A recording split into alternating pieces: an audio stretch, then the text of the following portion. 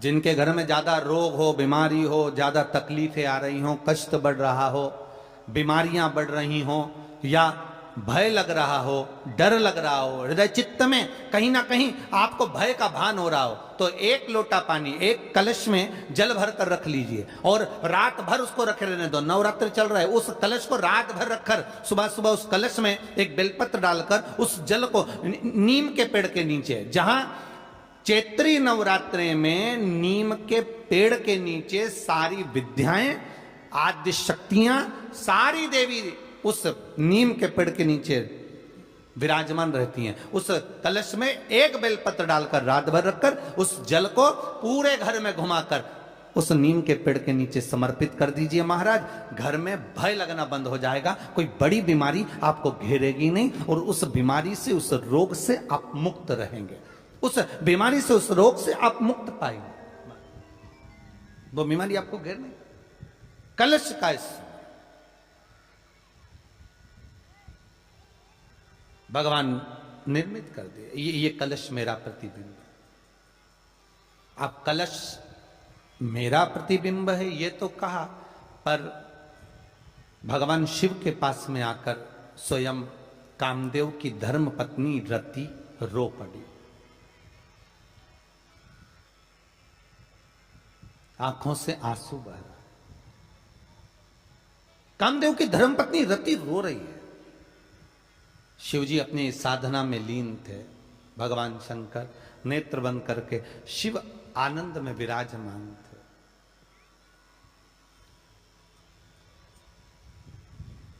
नेत्र बंद बाबा।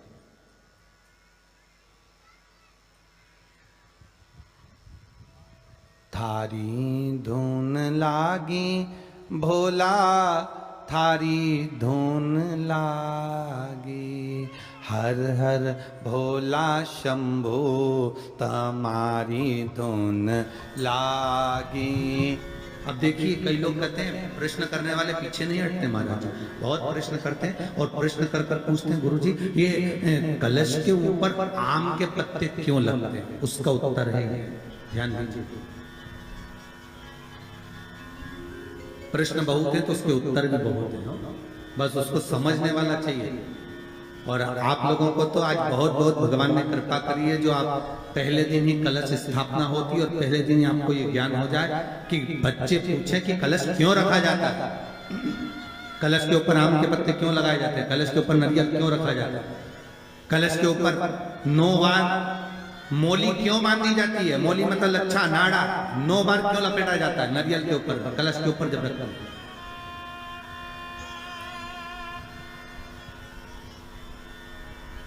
कलश के ऊपर जब जब श्रीफल रखाता है, नारियल रखाता है, तो उस पर 5 बार 7 बार मोली नहीं लपेटी जाएगी, तो 9 ही बार लपेटी जाएगी। 5 या 7 बार लपेटते हैं तो कहते हैं कि लक्ष्मी की छिन्नता होती है, और वो 9 बार लपेटी जाती है तो भरपूर लक्ष्मी का भंडार भरती है।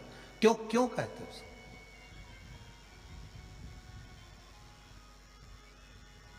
महाराज आम के पल्लव, तो मैं केवल आपसे इतना सा निवेदन करना चाहती हूँ, आपसे केवल इतना कहना चाहती हूँ कि प्रभु मेरे मन का संशय मिटा दीजिए, और जो आम का वृक्ष मेरे पति के साथ जलकर भस्म हुआ है उसकी विनती को आप स्वीकार कर लीजिए। आप उसके लिए भी कुछ कृपा कर दीजिए।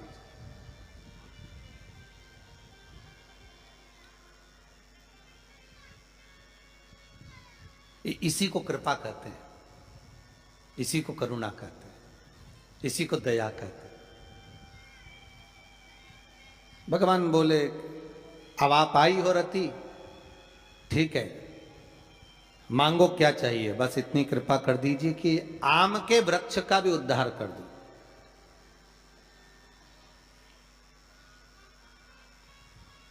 शिवजी ने कहा हम वर प्रदान करते हैं रति, जहां शिव और शक्ति है, जहां 33 कोटि देवता इस कलश के अंदर विराजमान होंगे, उस जगह पर स्वयं कंठ पर जहां पर मेरा निवास होगा, उस जगह पर ये आम के पल्लव अमृत के तुल्य माने जाएंगे और इनका निवास हमारे ही हाथ में, हमारे ही हस्त कमल में विराजमान होगा, हमारे ही हाथ में। कितना सुंदर है महाराज जी। उस आम के पल्लव की महत्वता को जरा जानिएगा, बहुत बहुत ध्यान दीजिएगा। आम के पत्ते देखे आप लोगों ने? अरे बोलो जम के तो बोलो।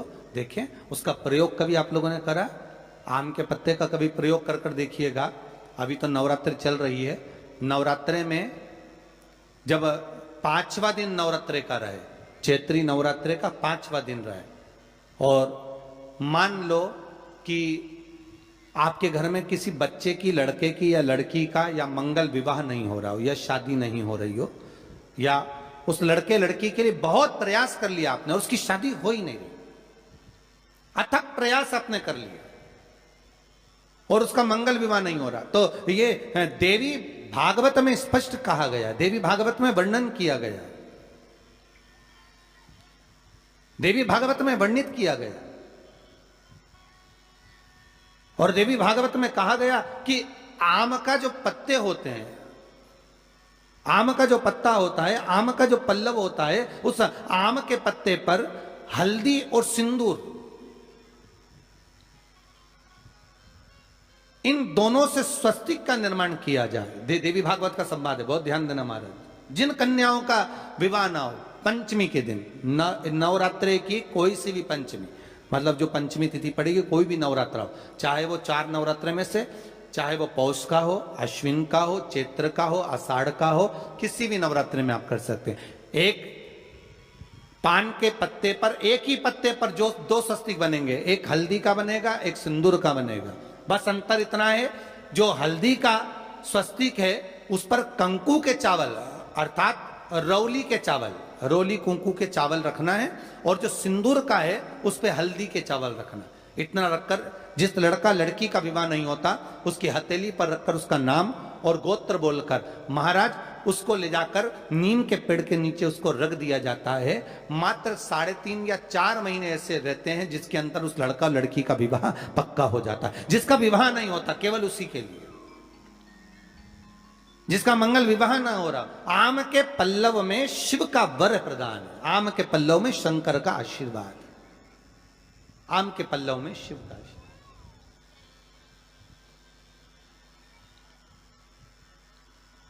भगवान भूत भावन भूतेश्वर मेरे शिव, मेरे करुणा सागर, मेरे शंकर, मेरे त्रिकालदर्शी, मेरे कैलाशी, मेरे भोलेनाथ स्वतः कह रहे हैं, अरिरति तुम रोती क्यों है? तुम्हारे रोने का कारण क्या है? प्रभु मेरे पति के साथ ये आम का पेड़ भी जलकर भस्म हुआ। आम का पेड़, भागवत जी किस किसने सुनी है? हाथ उठाओ जरा, जिन जिन ने भागवत जी सुनी है। आप लोगों ने सुनी है भागवत? रखिए हाथ। अगर आप लोगों ने भागवत सुनी होगी तो उसमें वर्णन आता है, तक्षक नाग डसने के लिए जब जा रहा था तब ब्राह्मण देवता जो जहर उतारना जानते थे उनको लेकर राजा परीक्षित के पुत्रों ने अपने दूतों को भेजा था लाने के लिए कि एक ब्राह्मण ऐसे हैं कि वो तक्षक नाग का जहर उतार सकते हैं, वो तक्षक नाग के जहर को समाप्त कर सकते हैं, तो आप उनको लेकर आओ। और वो तक्षक नाग का जहर उतारने वाले उस ब्राह्मण को लेकर जा रहे थे, तो सर्प ने विचार करा, तक्षक नाग ने कि बताओ ये तो गजब का काम कर रहा, अगर ये ब्राह्मण पहुंच गया तो ये ब्राह्मण तो सर्प का जहर उतार देगा। तो सांप तक्षक नाग को ये चिंता लग गई कि मेरे को ही डसना है और मेरे जहर ये उतार देगा, और डसने भी एक ही बार है और मरना चाहिए परीक्षित को श्राप लगाए, अब करूं तो करूं क्या? तो सर्प ने विचार करा कि मैं एक रूप रख कर जाता हूं और इस ब्राह्मण की परीक्षा लेता हूं।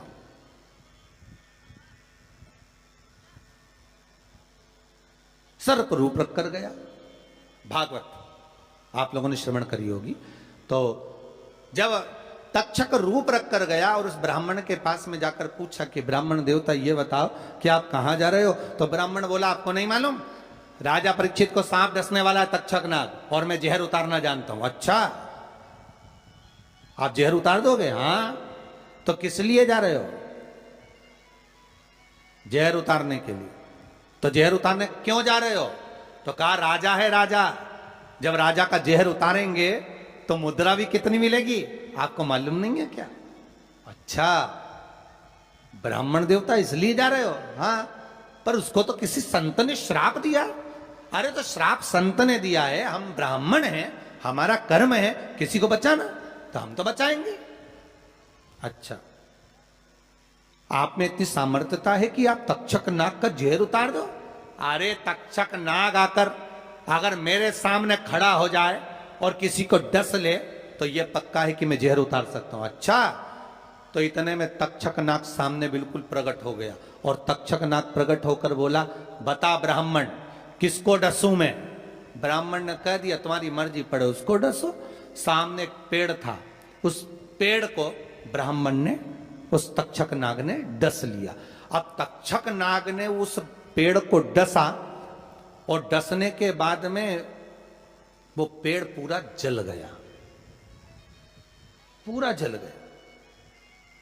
अब पेड़ तो जल गया, पर ब्राह्मण जो था जिसको परीक्षा देना थी, वो ब्राह्मण को यह नहीं मालूम था कि इस पेड़ पर एक संत बैठकर साधना कर रहा था, तपस्या कर रहा था। और जब वो पेड़ जला तो वो संत भी जल गया,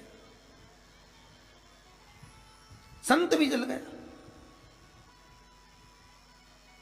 अब जब संत जल गया, ब्राह्मण ने हाहाकार की आवाज जब सुनी तो आंखों में जल भर गया। आखिर हुआ क्या?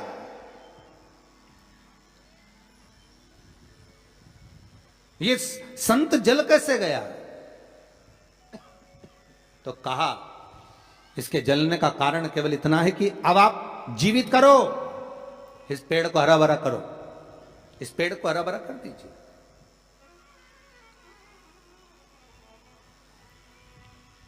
और ब्राह्मण ने हाथ की अंजलि में जल लिया। हाथ की अंजलि में जल लेकर ब्राह्मण उस जल को पेड़ के ऊपर छीट रहे थे, तो सबसे पहले ब्राह्मण ने यह मन में सोचा कि भोलेनाथ शंभु त्रिकालदर्शी है, कैलाशी, कृपा ऐसी करना कि सबसे पहले जो पेड़ पर जो संत बैठा था वो जीवित होना चाहिए।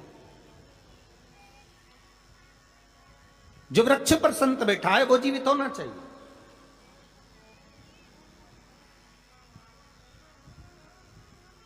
हाथ का जल ब्राह्मण ने जैसे ही छोड़ा, छोड़ते से पेड़ भी हरा भरा हो गया और उसके ऊपर जो संत बैठे थे वो भी जीवित हो गए। जीवित हो गए तो तक्षक नाग को ये लगा कि इसने एक जले हुए पेड़ को जीवित कर दिया, वापिस हरा भरा कर दिया, और इसने ऊपर बैठे हुए संत को वापिस जीवित कर दिया। तो ये पक्का है कि मतलब ये तक्षक नाग का जहर, मतलब मेरा जहर राजा परीक्षित को उतार सकता है। तो तक्षक नाग ने अपनी बात को पलटा और पलट कर कहा, महाराज जी हाथ जोड़कर निवेदन करता हूं, जितना राजा परीक्षित के पुत्र आपको धन देंगे उससे 1000 गुना धन मैं आपको देता हूं। ब्राह्मण ने कहा ठीक है, अगर दक्षिणा से बड़ी दक्षिणा हमको एक ही जगह पर मिल रही है तो फिर हमें जाने की जरूरत क्या। ब्राह्मण ने दक्षिणा ली, वापिस मुड़ गया, वापिस मुड़ गया।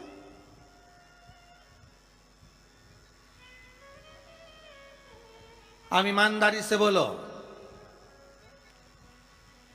वो ब्राह्मण नरक गया होगा कि स्वर्ग गया होगा? जरा जम के बोलना, सुनाई देना चाहिए हमको। कहां गया होगा? नरक। काय में लिखा है? देवी भागवत में।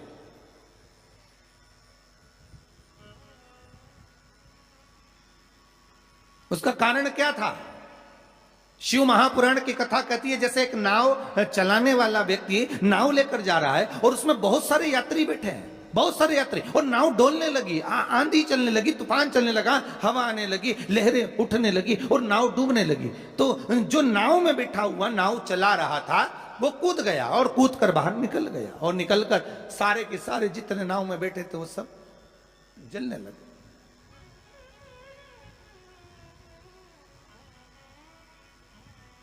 जितने नाव के अंदर बैठे थे वो सारे के सारे जलने लगे।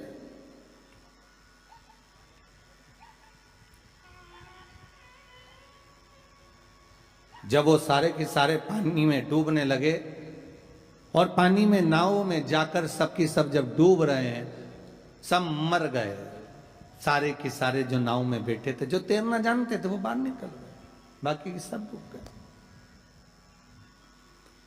नाव चलाने वाला जब उसके प्राण छूटे तो उसको एक नरक नहीं मिला, कम से कम 94 नरकों में वो नाव चलाने वाला गिरा। शिव महापुराण की कथा कहती। तो उस नाव चलाने वाले ने भगवान से पूछा कि मुझे इतने सारे नरक क्यों दे रहे हो? मैंने तो लोगों को गंगा से पार उतारा, मैंने तो रोज गंगा का जल पिया, मैंने तो रोज गंगा का स्मरण किया, मैं तो रोज भगवान का दर्शन करता था, मैं रोज गंगा से पार उतरता था, दुनिया के लोगों को मैं पार उतारने का काम करता था। तो भगवान ने कहा गलती केवल तुमने एक कर दी, तुमने अपने प्राण बचाए। अगर तुम 2 लोगों के भी प्राण बचाते बचाते मर जाते तो तुमको वैकुंठ मिल जाता, पर खुद के प्राण बचाए और दूसरों को मरने दिया, इसलिए तुमको नरक मिला, इसलिए तुम्हें नरक प्राप्त हुआ। शिव महापुराण की कथा कहती है जिस पर दुनिया को विश्वास होता है, दुनिया को जिस पर विश्वास है, जिससे आज कोरोना महामारी के चलते हुए, इस कोरोना महामारी को देखते हुए, इस वायरस को देखते हुए दुनिया का विश्वास डॉक्टर पर टिका हुआ है। औषधि देने वाले, दवाई देने वाले, उन डॉक्टरों पर दुनिया का विश्वास टिका हुआ है। तो डॉक्टर का क्या फर्ज है? जैसे नाव चलाने वाले का फर्ज है कि बचाते बचाते भगवान करे भले तुम्हारे प्राण छूट जाते तो तुम्हें स्वर्ग मिल जाता। युद्ध के मैदान में सैनिक युद्ध करते करते मर जाता तो उसको वीरगति प्राप्त हो जाती, पर खुद के प्राण बचाने के चक्कर में आप दुनिया को धकेल दो, ये श्रेष्ठता नहीं।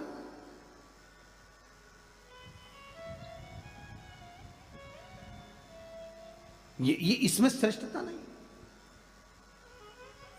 जब तक उस शरीर में प्राण है, जब तक उस शरीर में श्वास है, डॉक्टर भी अपनी जान झोंक दे कि कैसे भी मुझे इसको बचाना है, चाहे कुछ भी हो जाए इसके प्राण बचना चाहिए। फिर धन मूल नहीं है, फिर संपदा मूल नहीं, फिर सत्ता मूल नहीं है।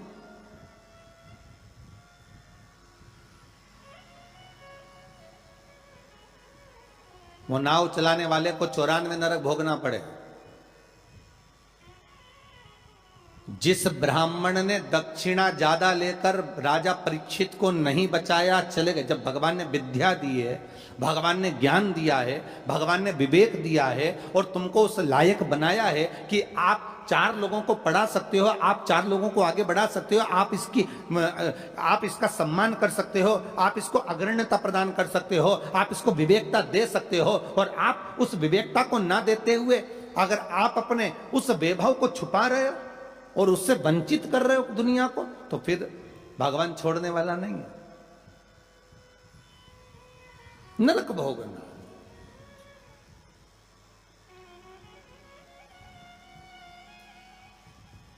पर पांडेतारा वालों, आप लोगों ने बिल्कुल सही उत्तर दिया कि उसने दक्षिणा ज्यादा ले ली और वापस निकल गया तो अपने मुख से कह दिया कि वो नरक गया। कितनी, इसी को कहते गंगा तट के श्रोता।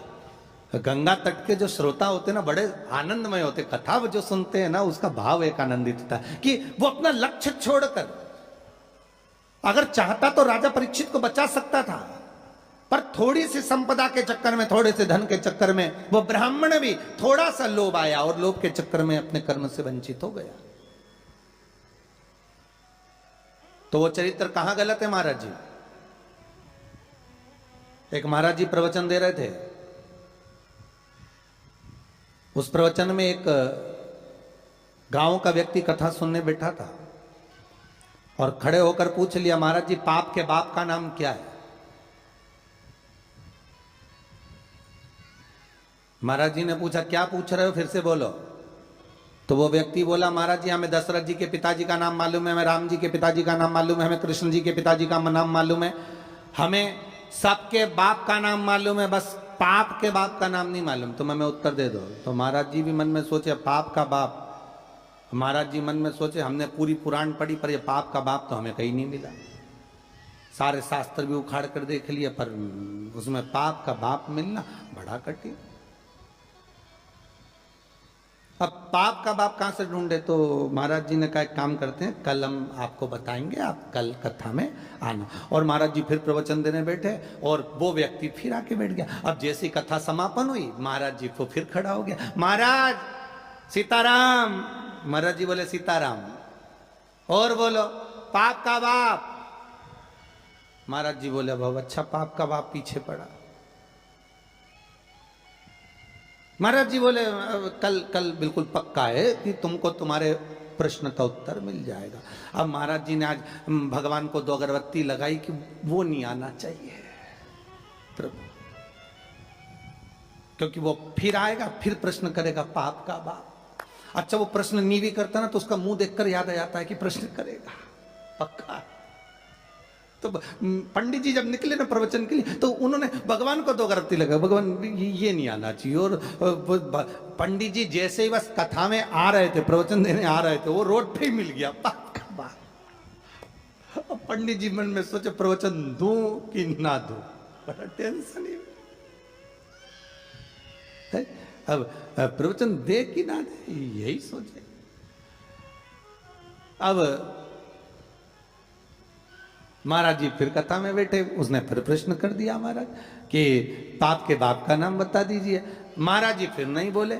अब नहीं बोले तो शिव महापुराण की कथा कहती है महाराज वहीं पर एक वैश्या बैठी थी कथा में, रोज कथा सुनने आती थी। उसका मन, उसका चित्त, उसकी वृत्ति कथा में बड़ी रमती।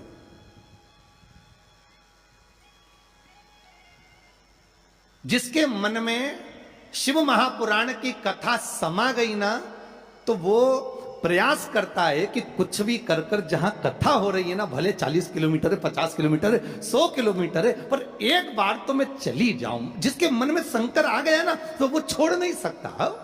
वो प्रयास करेगा कि मैं कैसे भी पहुंच जाऊं, बस कथा में एक बार मेरी हाजिरी लग जाए, शंकर सुन ले बस एक बार शिव महापुराण की कथा, उस पंडाल में चली जाऊं जिस पंडाल में मुझे बेलपत्र का आनंद मिल जाए, बस उस पंडाल में मुझे पहुंचे। अब वैश्या का नियम था, वो कथा कभी नहीं छोड़ती थी और वो भी कथा में जाकर बैठ गई और कथा में रोज सुने वो पाप के बाप का चक्कर। और महाराज जी बस प्रवचन करे अक्षतम केशवम राम नारायणम, जैसे महाराज जी अक्षतम केशवम करे सब बैठे रहे, वही खड़ा हो जाए।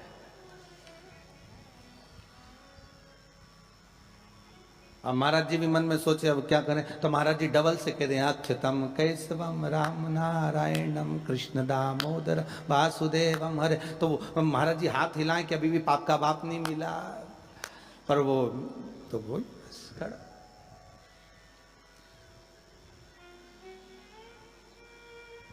आज वेश्या ने कह दिया गुरुदेव आपसे एक निवेदन है मेरा।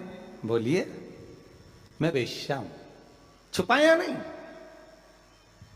संत सदगुरु भगवान माता पिता इनसे कभी नहीं छुपाना अपना, छुपाकर जाएंगे भी कहां।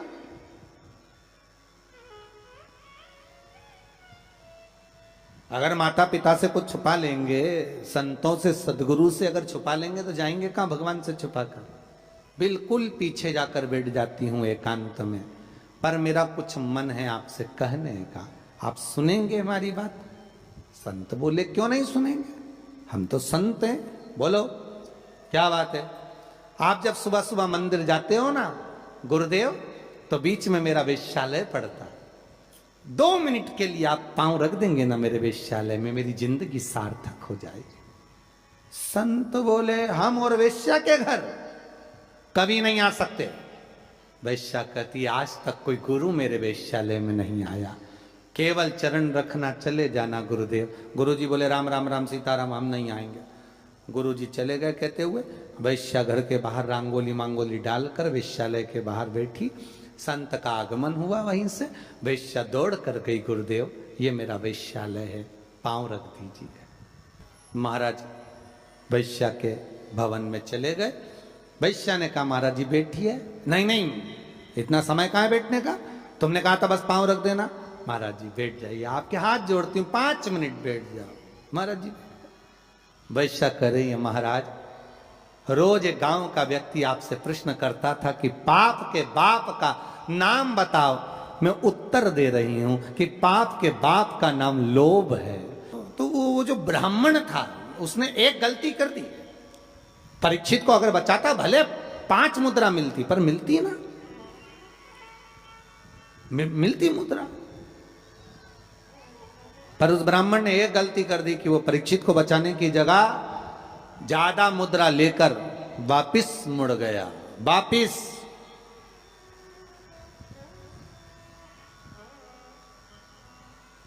जहां से ब्राह्मण वापस मुड़ा था, आज भी अगर आप सुखताल जाएं, जहां सुखदेव जी महाराज ने राजा परीक्षित को कथा सुनाई थी, तक्षक नाग जहां आया था इस ब्राह्मण की परीक्षा लेने के लिए, और ब्राह्मण जहां से वापस मुड़ा उस गांव का नाम है मोड़ना। आज भी उस गांव का नाम मोड़ना, वहां से मुड़ गया था वापस ब्राह्मण, वापस चला।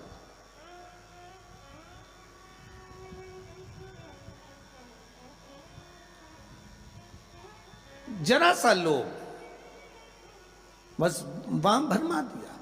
शिव महापुराण की कथा कहती है, आम के पल्लव में जो छुपा था कामदेव, जब भस्म हुए वो आम के पल्लव ने मां रति से प्रार्थना करी और रति ने उस आम के पल्लव का उद्धार कर दिया। संसार सागर में अगर हमारा जन्म हुआ है, मनुष्य की अगर देह मिली है, मानव का जी शरीर मिला है, मानव की अगर योनि मिली है, 84 लाख योनियों में सर्वश्रेष्ठ है मानव का शरीर, जिसको पाने के लिए देवता भी तरसते हैं। हाथ जोड़कर देवता भी भगवान से कहते हैं हमें मनुष्य बनना, हमें मानव बनना। देवताओं को भी ये योनि नहीं प्राप्त होती। क्यों? क्योंकि बैकुंठ का भोग केवल भोग है, केवल भोग। अगर मरने के बाद बैकुंठ चले भी जाओगे तो वहां चांदी की थाली में, सोने की थाली में भोजन मिलेगा, डनलप का गद्दा मिलेगा, एसी का रूम मिलेगा, बढ़िया खाने के लिए सब कुछ मिलेगा, आराम से फ्रिज, कूलर, वॉशिंग मशीन सब मिलेगा। एसी में आप आराम से सो, डनलप के गद्दे पर सो। पर बैकुंठ में केवल भोग भोगने की वस्तुएं मिलेंगी। पर बैकुंठ में भगवान का भजन मिलेगा क्या?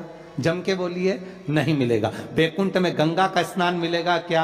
नहीं मिलेगा। बैकुंठ में शिव महापुराण की कथा मिलेगी क्या? नहीं मिलेगी। बैकुंठ में दान करने का मौका मिलेगा क्या? नहीं मिलेगा। बैकुंठ में भजन करने का मौका मिलेगा? नहीं मिलेगा। बैकुंठ में ना तो भजन मिलेगा, ना कीर्तन मिलेगा, ना नाम जाप मिलेगा, ना गंगा का स्नान मिलेगा। बैकुंठ में ना तीर्थ मिलेगा। बैकुंठ में अगर मिलेगा तो एक एसी का रूम मिलेगा, डनलप का गद्दा मिलेगा, सोने की थाली में भोजन मिलेगा, 2-4 दासियां तुम्हारा पंखा झेलेगी, पांव दबाने वाले मिलेंगे, इससे ज्यादा कुछ नहीं मिलेगा। बैकुंठ में लोग कहते हैं भगवान विष्णु मिलेंगे क्या? तो भगवान विष्णु से किसी ने पूछा तुम बैकुंठ में रहते हो?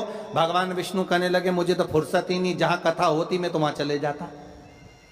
जब बैकुंठ अधिपति कथा सुनने के लिए पितरों के धाम में जाते हैं, कथा सुनने के लिए पांडतारा आ जाते हैं, कथा सुनने के लिए गंगा के घाट चले जाते हैं, तो भगवान कह रहे हैं बैकुंठ में फिर मनुष्य क्यों चाहता है बैकुंठ जाने के लिए? लक्ष्मी जी से पूछा तुम रहती हो क्या बैकुंठ में? लक्ष्मी जी बोली मैं जहां नारायण मां में, मैं क्या करूं बैकुंठ में?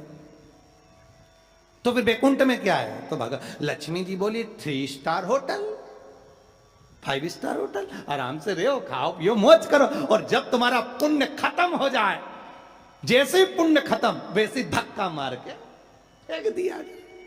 जैसे जब तक जेब में पैसा है तो होटल के अच्छे से अच्छे रूम में, खूब कुंभ के मेले में होटल बुक करो, खूब इलाहाबाद में, प्रयागराज में खूब प्रेम से रहो। और जब जेब में पैसा खत्म तो होटल वाला भी कहेगा निकलो, बाहर निकलो।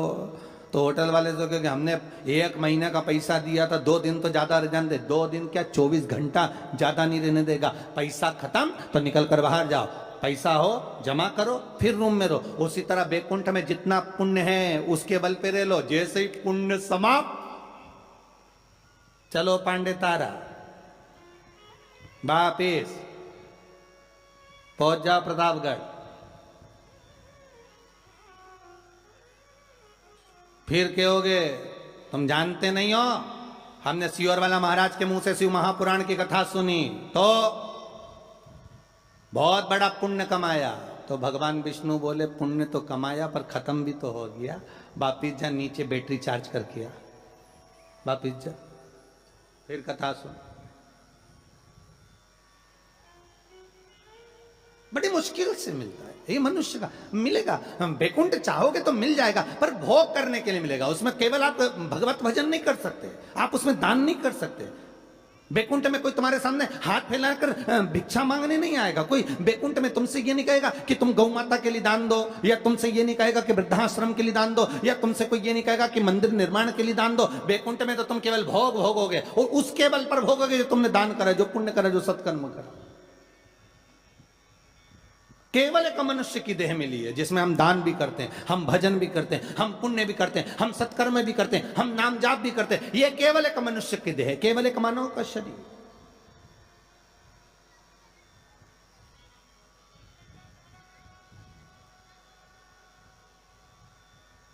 इसके सिवाय कहीं सुख नहीं। 84 लाख योनियों में श्रेष्ठ योनि मानव की, और उसको हम गंवा दे महाराज तो वो बेकार। आम के पल्लव के लिए रति आकर कहती है। संसार वासियों से हमारा यही निवेदन है कि आप किसी के लिए कुछ नहीं कर सकते तो कम से कम फोन लगाकर इतना तो कह सकते हो, कथा आ रही है, टीवी चैनल पर चल रही है, 4 बजे से 7 बजे तक चल रही है, जरूर सुनना। कोरोना महामारी चल रही है, कम से कम कथा सुनकर इस हृदय को विल पावर मजबूत होगा। कथा सुनकर अपने को एनर्जी प्राप्त होगी। कथा सुनकर हम आद्य शक्ति जगदम्बा का आराधना कर सकते हैं। कथा को सुनकर ये नवरात्रे में शंकर की कथा का अनुमोदन कर कर इस कोरोना महामारी से हम लड़ सकते हैं, इसको भगा सकते हैं, क्योंकि अपने भीतर का पावर प्रबल होना चाहिए। आधे से ज्यादा लोग हॉस्पिटल में इसलिए मर रहे हैं क्योंकि उनको भय लग रहा है, कोरोना लग गया, कोरोना लग गया। बेचारा अच्छा भी हो गया तो भी मर जाएगा। किसी ने पूछा गुरुजी पिछले साल तो आया था यह कोरोना, अब की बार फिर आ गया। हमने कहा जन्मदिन मनाने आया है। अब पार्टी कितनी बड़ी करता है ये तो उसके ऊपर है, और पार्टी में कितनों को निमंत्रण देता है ये वही जान सकता है। और जो जो उसकी पार्टी में गया वो निपट गया। इसलिए निवेदन है, अभी जन्मदिन पार्टी में बिल्कुल मत जाना कोरोना की, अर्थात सोशल डिस्टेंसिंग बनाकर रखो। और आपसे भी निवेदन है, जितने लोग कथा में सुनने आ रहे हो ना, कम से कम दूरी बनाकर रखना, या फिर एक लकड़ी लेके चलो इतनी बड़ी सटैया, नपती करो यहां से यहां से यहां से यहां से, जो पास में बैठा मिले बिल्कुल। अरे कितना बड़ा जगह दिया है? कितनी बड़ी जगह है, आराम से तुम लोग तो बढ़िया चकाचक, तुम्हारी मर्जी पड़े तो एक एक पलंग भी लिया, तुम तो नहीं सोई, तुम कथा सुनो। इतनी बड़ी जगह, ओ उसमें भी इतनी बड़ी जगह होने के बाद कई माताओं की आदत रहती पर बैठे की नहीं खा सक यहीं बैठ जा, अरे बैठ जा।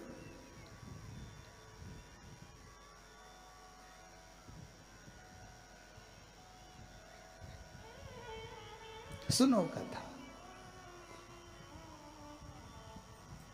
शिव महापुराण की कथा कहती है,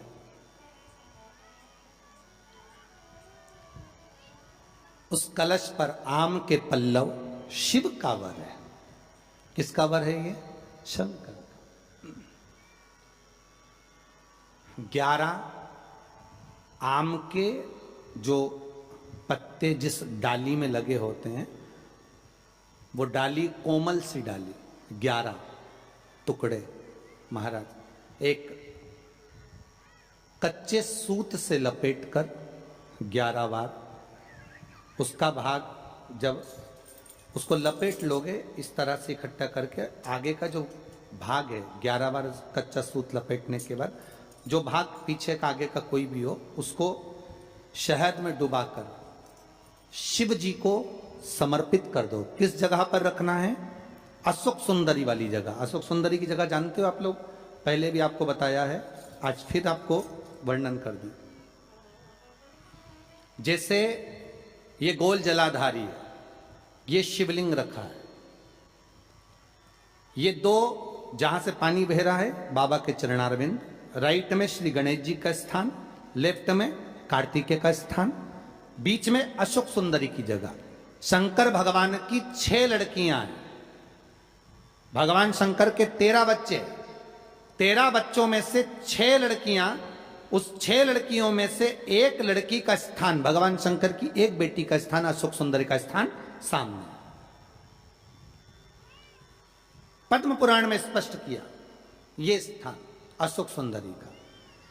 शंकर भगवान की जलाधारी में पार्वती जी का हस्त कमल, ऊपर से जो एक एक बूंद पानी गिरता है, ये शंकर भगवान की 5 लड़कियों का स्थान है। जया, विषहरा, सामरी बारी, दौतली और देव। शंकर भगवान की 5 लड़कियां भगवान शंकर के मस्तक पे जल की धार गिरा रही हैं। बीच में जो अशोक सुंदरी का स्थान है महाराज, उस जगह पर शहद का मुख, जो शहद आपने भिंगोया है, उस शहद का मुख शंकर जी की ओर कर कर इसी चैत्र के महीने में, इन्हीं नवरात्रि में शंकर भगवान के उस अशोक सुंदरी की जगह पर शहद का भाग शिव जी की ओर रख दें। महाराज, अगर घर में संपदा की कमी हो या कोई पैसा खा गया हो, रुपया नहीं दे रहा हो, पैसा अटक गया हो, तो उस शहद को शिव जी की ओर मुख कर कर उस आम के पल्लव की जो डंडी है उसको 11 डंडी को वहां रख दीजिए और उससे अपनी कामना कर कर आ जाइए। हो सके उस शहद में से थोड़ा सा शहद किसी रुमाल पर, किसी कपड़े में लगाकर उसको रख लीजिए। जिस व्यक्ति से पैसे लेना है, जिस व्यक्ति से पैसे मांग रहे हो, उससे एक बार जाकर मिल लीजिए, एक बार उसको खबर कर दीजिए। बाबा चाहेगा भोलेनाथ तो नवरात्रि में ही पैसा वापिस आ जाएगा, अगर शिव कृपा कर दे। ये बाबा की करुणा। आम का पल्लव कोई साधारण नहीं जिसको कलश के ऊपर रखा जाता है, शिव की कृपा। जिस आम के पेड़ पर स्वयं कामदेव चढ़कर भगवान शंकर के तीसरे नेत्र द्वारा जलकर भस्म हो जाते हैं, वो आम का पेड़ साधारण नहीं हो सकता।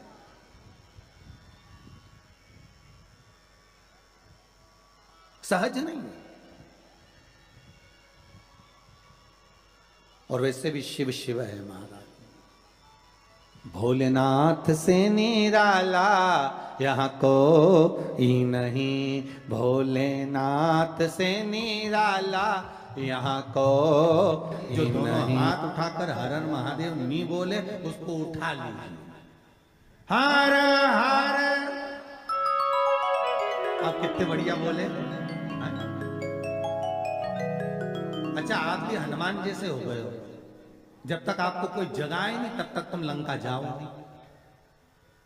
हालत तुम्हारी भी वैसी होता है। कभी कभी ऐसा भी होता है। एक व्यक्ति को एक तांगे वाला, उसके पास में सुबह सुबह एक व्यक्ति ने रात को कह दिया कि भाई हमको रेलवे स्टेशन छोड़ देना। हाँ, तुम्हारा तांगा लिया ना, तांगा भाई घोड़ा गाड़ी लिया ना। हाँ, लिया ना। सुबह बेचारा नींद में था, व्यक्ति ने जगाया, घोड़ा गाड़ी लाओ, तांगा लाओ, तांगा लाओ। अब उसने जगाया और ये तांगा लाया। जल्दी जल्दी घोड़ी इसने लगाई, तांगा ले आया। अब तांगे में सवारी भी बैठ गई। अब वो तांगा थोड़ी दूर चले, रुक जाए, और रुक जाए तो वो चलाने वाला नीचे उतरे, डांस करे, नाचे, फिर थोड़ा आगे बढ़े घोड़ी, फिर आगे बढ़े, फिर रुक जाए, फिर वो उतरे, फिर नाचे। सवारी ने कहा भैया हमको स्टेशन जाना है, हमारी ट्रेन छूट जाएगी, तो बार बार नाच क्यों रहा है, पागल हो गया है क्या?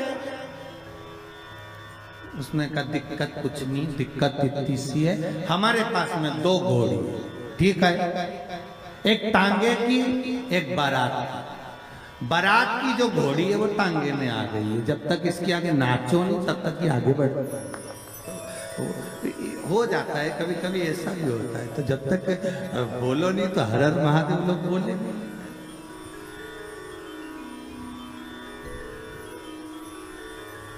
अब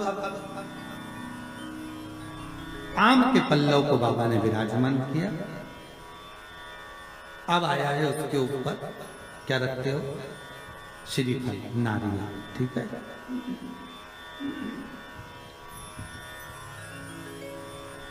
नारियल कौन, अब उसका भी प्रसंग शिव महापुराण में, स्कंद पुराण में बड़ा सुंदर है, ठीक है।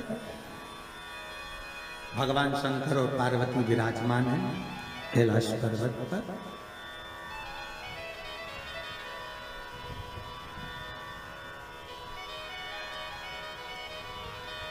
भगवान शिव के मन में बात आई। शंकर भगवान ने मां पार्वती जी से कहा, ए जगत धात्री,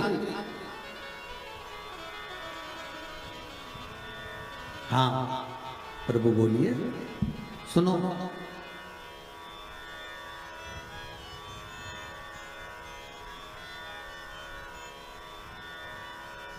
पार्वती जी का एक नाम है हेमलता।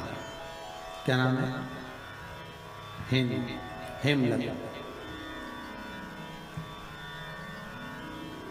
कई लोगों ने पूछा कि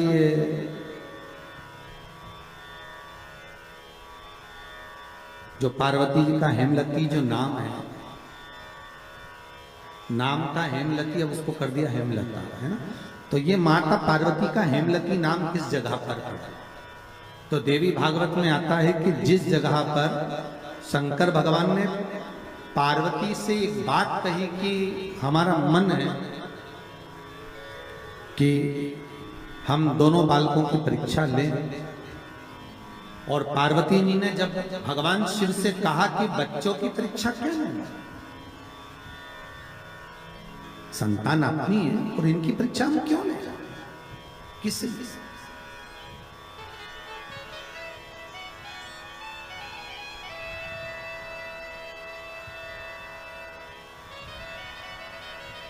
मां पार्वती का जो नाम है हेमलती, हेमलता, इसका कारण केवल इतना था कि ये अपने पति को भी ज्ञान दे देती थी। कई बार इन्होंने समझाया है शिव जी को कि आप ये ना करिए,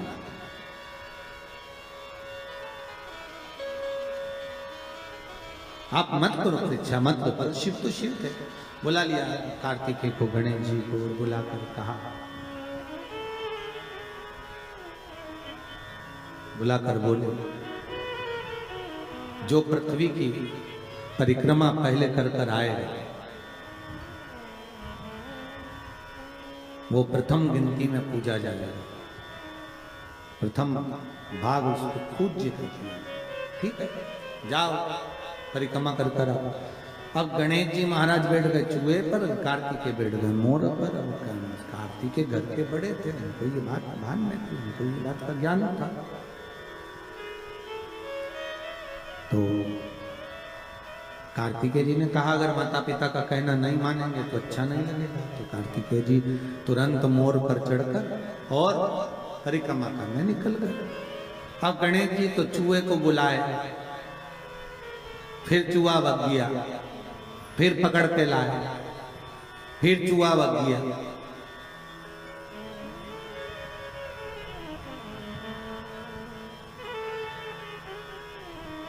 अच्छा, गणेश पुराण में लिखा है नंदी और भृंगी, शंकर भगवान के ये दोनों गण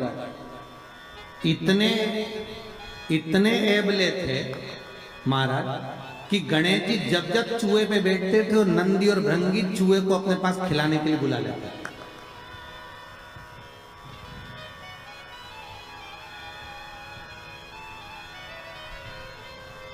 इनकी आदत थी दोनों की। अब जैसे ही परिक्रमा की बारी आई तो गणेश जी को, जैसे ही गणेश जी चूहे को बुलाए और नंदी भृंगी चूहे के सामने थोड़ा सा सामान डालते, चूहा अब बड़ी तकलीफ। गणेश जी को लगा कि आखिर कारण क्या है। तो गणेश जी ने देख लिया कि नंदी भृंगी ने करी यार, तो नंदी भृंगी को देखकर कह दिया आप नंदीश्वर, ये अच्छी बात नहीं है, आप मेरा चूहा बार बार बुला लेते हो, तो तुम ले जाओ चूहे को, जा। अब उन्होंने चूहे पर बैठ गए, बैठकर जैसे चले शंकर जी के पास में तो शिव जी को प्रणाम कर कहा पिताजी परिक्रमा करने जा रहा हूं। शंकर बोले जा। अब इनको क्या मालूम था कि यहीं लगा लेगा।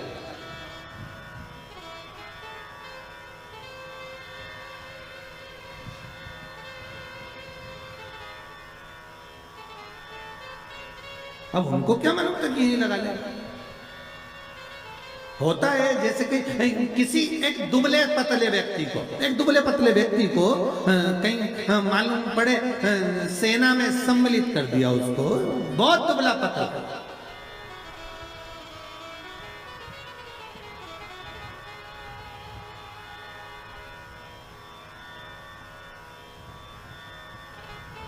और उससे कहा जाए तो अफगानिस्तान की ओर से लड़ेगा, ले ये गोला बम का और ले जा।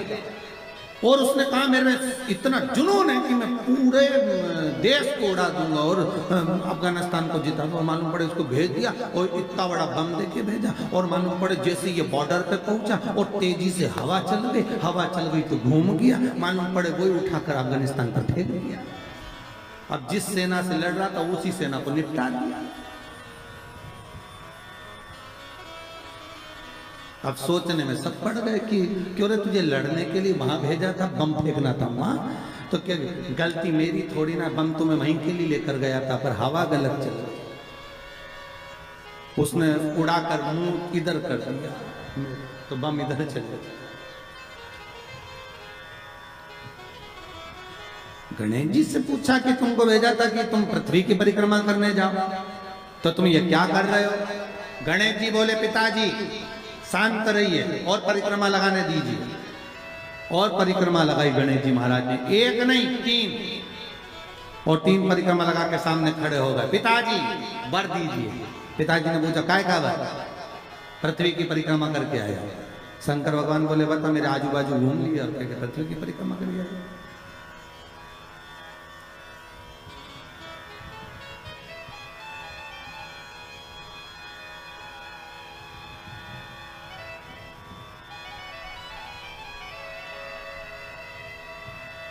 तो ये होता है कभी कभी। रामचरितमानस में केवट का चरित्र आता ना, केवट ने राम जी को नाव में बिठाया, या घाट से लेके चले वह घाट पर जाए, वह घाट से वापस घुमा के ये घाट पे ले आए, इस घाट से उस घाट पे ले जाए, उस घाट से इस घाट पे ले जाए, बड़ा बार बार घुमा दिया वो नाव। अच्छा केवट की नाव जो अच्छी नाव थी वो तो भगवान ने छोड़ दी थी, वो केवट की नाव में बैठे, तो वो नाव भी ऐसी थी कि उसमें बीच में छेद था, और लक्ष्मण जी ने कहा भी था भैया इसकी नाव में मत बैठो, छेद है। राम जी बोले कितना दयालु है बेचारा, कैसा सीधा साधा एकांत में बैठा, इसी की नाव में बैठूंगा मैं, तो बस बैठू। लक्ष्मण जी ने मना भी करा, और जैसे ही लक्ष्मण जी ऊपर चढ़े तो केवट ने अपना पिछोड़ा उतार के दे दिया, लो लक्ष्मण भैया। लक्ष्मण जी ने पूछा ये काय के लिए? कि नाव में छेद है, पानी भराएगा तुम भरते जाना निचोड़ते जाना।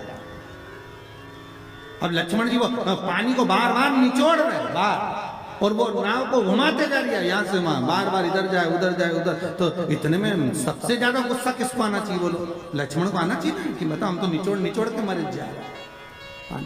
लक्ष्मण जी को जो क्रोध आया तो न राम जी को देखा, और राम जी लक्ष्मण जी की बात को जान गए, तो राम जी लक्ष्मण जी की बात को जानकर उन्होंने केवट से कहा केवट जी प्रभु ये घाट से वो घाट, वो घाट से ये घाट 10 चक्कर लगा दिए, हम थक गए, पार क्यों नहीं उतारता?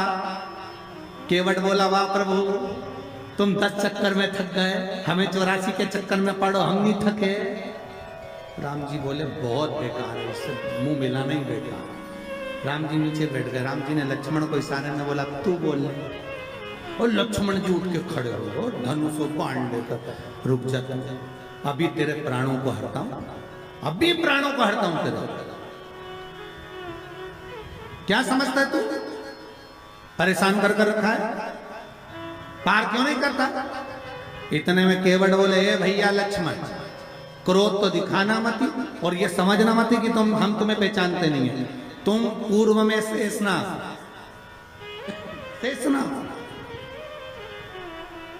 ये भगवान राम भगवान विष्णु है, और ये मैया सीता लक्ष्मी जी ये चरण दबा रही थी, ये सो रहे थे, आप शेषनाग के ऊपर, हम कछुआ थे दर्शन करने आए, आपने इतनी तेज फुंकारा, मर गए तो केवट बन गए, तुम्हारे फुनकार से मरे तो केवट बने, और अभी भी घाटे में नहीं जाएंगे, तुम मार भी दोगे तो बेकुंठी जाएंगे, पर घाटा तुम्हारा है, हमारी कोई औलाद नहीं है, हम मर गए तो हमारी पत्नी अंतिम संस्कार भी तुमसे कराएगी, और 12वें का भोजन भी तुम्हें जिमाएगी। राम जी ने कहा लक्ष्मण नीचे बैठ जा रहे, नीचे बैठ जा।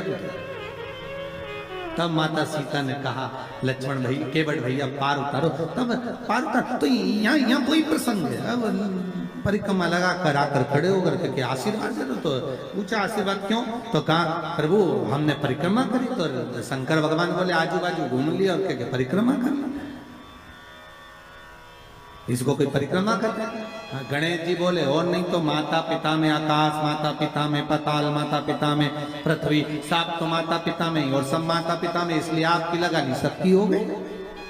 शंकर जी खुश हो गए, शंकर जी ने आशीर्वाद दे दिया। अच्छा बच्चों पर माँ बहुत देर में खुश होती है, पर पिता तुरंत पर्स खोल के 500 का नोट दे देता, जा माता और पिता में अंतर है। मम्मी पहले पूछेगी काय के पैसे चाहिए, ट्यूशन के, तो ट्यूशन के पैसे मैं दे दूंगी, पहले ट्यूशन वाली मिस का फोन तो आन दे मैडम का। मम्मी तू बार बार बस फोन का इंतजार करती, मैडम मेरे से बोली पैसे लेके आना, मत दे, पापा के पास। पापा हाँ बेटा 500 रुपये चाहिए, खाई के लिए मैडम ने मिला। ये मम्मी भी माता पुजा रही, 50 बार बोल दिया इसको पैसे मत दिया करो, बच्चा बिगड़ जाएगा, पहले मुझसे तो पूछा करो। इतने में पति पत्नी से बोला, अरे ओ जगदम्बा कितनी बात पूछो तुझसे, तू शांति रखा, मैंने दे दिया ना 500, देख लेंगे जो होगा। तो शंकर भगवान ने तुरंत वर दे दिया, प्रथम गिनती में तुम गिने जाओगे तथास्तु। पार्वती जी को तो मालूम ही नहीं पड़ा कि कब वर दे दिया, नहीं तो पार्वती जी तो खड़ी हो जाती। अब आ गए कार्तिक, कार्तिक ने आकर कहा, दंडवत करता हूं पिताजी, प्रणाम, हम तुम्हें देवताओं की सेना के सेनापति बनाते हैं। कार्तिकेय की आंख से अश्रु बहे। देवताओं की सेना के सेनापति, क्या मैं प्रथम गिनती में नहीं आऊंगा? नहीं, क्यों? गणेश जी ने प्रथम गिनती में आ गए, गणेश जी ने परिक्रमा कर ली, किसकी करी? हमारी। पिताजी आपने कहा था पृथ्वी की परिक्रमा कर कर जो आएगा प्रथम गिनती में गिना जाएगा, तो पहली परिक्रमा पृथ्वी की तुमने नहीं करी, फिर गणेश ने नहीं। पार्वती जी उड़ गई, क्या बात है कार्तिकेय? कार्तिकेय ने कहा, माँ पिताजी ने गलत निर्णय दे दिया। क्या गलत निर्णय दिया? गणेश जी को प्रथम गिनती में दे दिया और मैं परिक्रमा कर कर आया, सारी बात मालूम पड़ गई कि गणेश जी ने चूहे पर बैठकर शंकर पार्वती की परिक्रमा करी, ये हुआ वो हुआ, सब मालूम पड़ गया। पार्वती मैया की आंख में से आंसू बहने लगा। पार्वती उठकर खड़ी होकर शंकर भगवान से बोली, प्रभु बहुत भोले हो आप, इसलिए आपका नाम भोला शंकर है, बहुत भोले। एक बेटे को भेज दिया पृथ्वी की परिक्रमा करना, और दूसरे बेटे ने आपकी परिक्रमा करी और आपने उसे वर प्रदान कर दी। इतने भोले।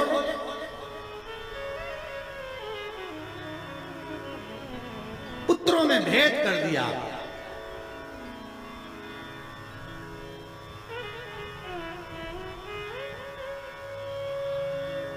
पिता भले कह देता है, बाप कह देता है मेरा बड़ा बेटा थोड़ा समझदार है, मेरा छोटा बेटा ऐसा है, मेरा मंझला बेटा ऐसा है, पिता कह देगा।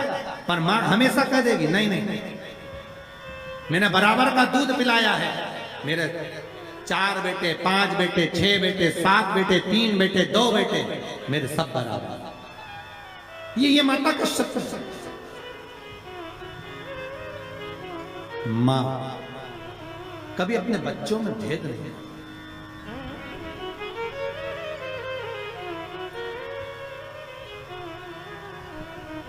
पूत कपूत सुने हैं परना, माता सुनी को माता।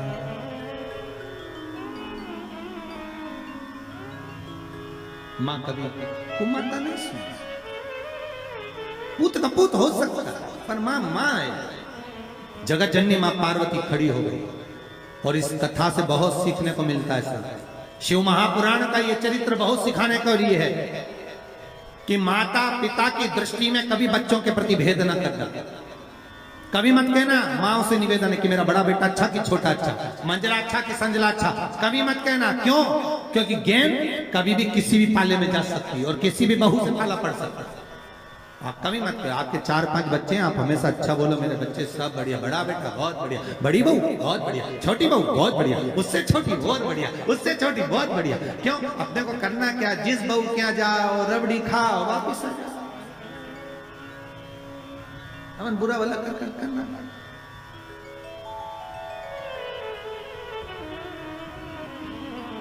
बहुत बढ़िया, क्या चलता।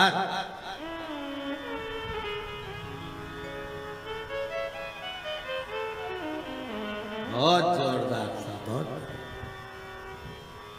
मेरी बड़ी बहू बहुत बढ़िया, क्या जोरदार कपड़े सिलती है, क्या जोरदार दाल बघारती है।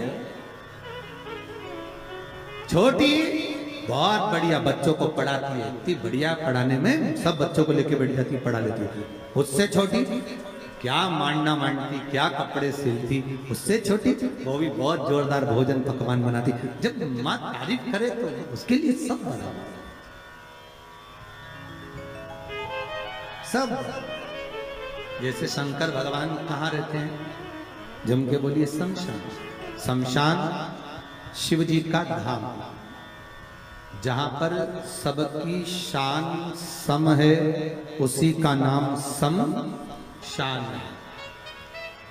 शमशान में जो जाता है वो राख का ढेर बन जाता, राख का।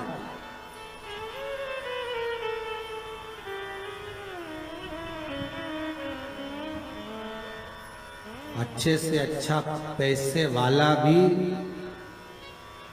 मां पहचान में नहीं आता कि ये करोड़पति है। लकड़ी की जगह नोट थोड़ी ना लगाएगा।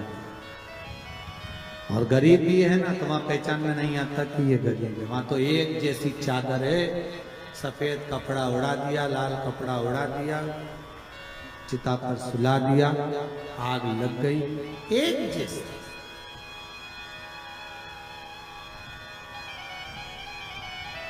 कपड़े में भले चमक ना हो, पर चेहरे की चमक बता देती है कि ये कौन है।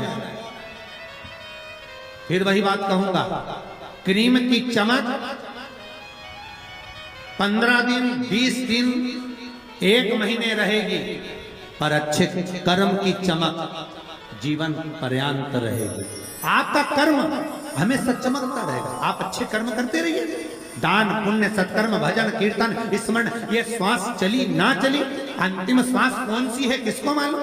21,600 श्वास में से आखिरी श्वास कौन सी है किसी को नहीं मालूम। अंतिम श्वास कौन सी है ये किसी को मालूम। थोड़ा रिटर्न बढ़ाइए भाई। अंतिम सांस कौन सी है ये किसको मालूम।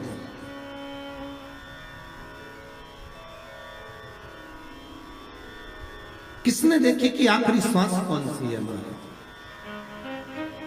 बस श्वास श्वास में राम कहो और वृथा जन्म मत खोए, ना जाने इस श्वास का फिर आवन होए ना हो।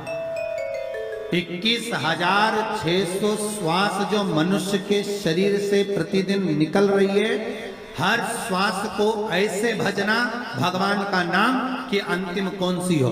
दान पुण्य संकीर्तन स्मरण अपने हाथों से कर लिया।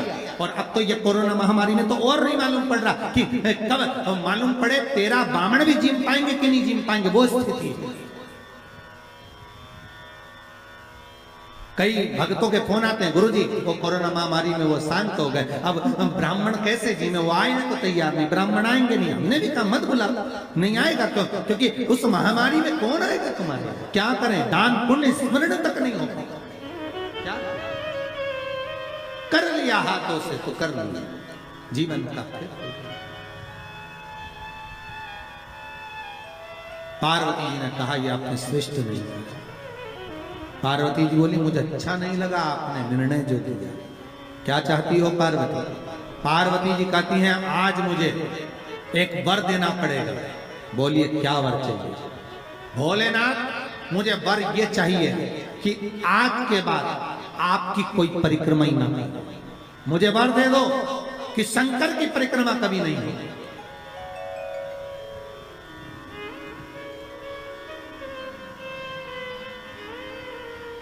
शिव की परिक्रमा का विधान नहीं होगा। शंकर भगवान ने पार्वती को तथास्तु कह दिया। आज के बाद शंकर के मंदिर में शिवलिंग की कोई परिक्रमा नहीं करेगा। कभी आपने करते हुए देखा किसी को? नहीं। शंकर की परिक्रमा होगी तो आधी यहां से चालू होगी, वहां तक जाओगे फिर वापिस आ जाओगे। यहां तक शिव महापुराण की कथा कहती है कि शंकर की आरती के बाद जो परिक्रमा भी होती है ना, वो भी पूरी नहीं करना चाहिए, आदि कर कर वापस हो जाना चाहिए। शिव की आरती के कई लोग शंकर जी की आरती उतारने के बाद जब परिक्रमा करते हैं ना, आरती की थाली लेकर चारों तरफ घूमते हैं, उसको भी आधा घूमो और आधे में वापिस। शिव परिक्रमा का वर दीजिए। आप वर प्रदान करो, हमें वर दे दो। पार्वती, मैं तुझे वर देता हूं कि शिव की परिक्रमा कोई नहीं करे, और अगर शंकर की परिक्रमा कोई भूल से भी करेगा तो उसको दोष लगेगा, उसका पुण्य छिन्न होगा। इसलिए शंकर की परिक्रमा लोग नहीं करते, क्योंकि उनने जो दान करा, पुण्य करा, सत्कर्म करा, भजन करा, कीर्तन करा, उसका पुण्य धीरे धीरे धीरे धीरे समाप्त होते चले जाता, उस पुण्य की छिन्नता होती है।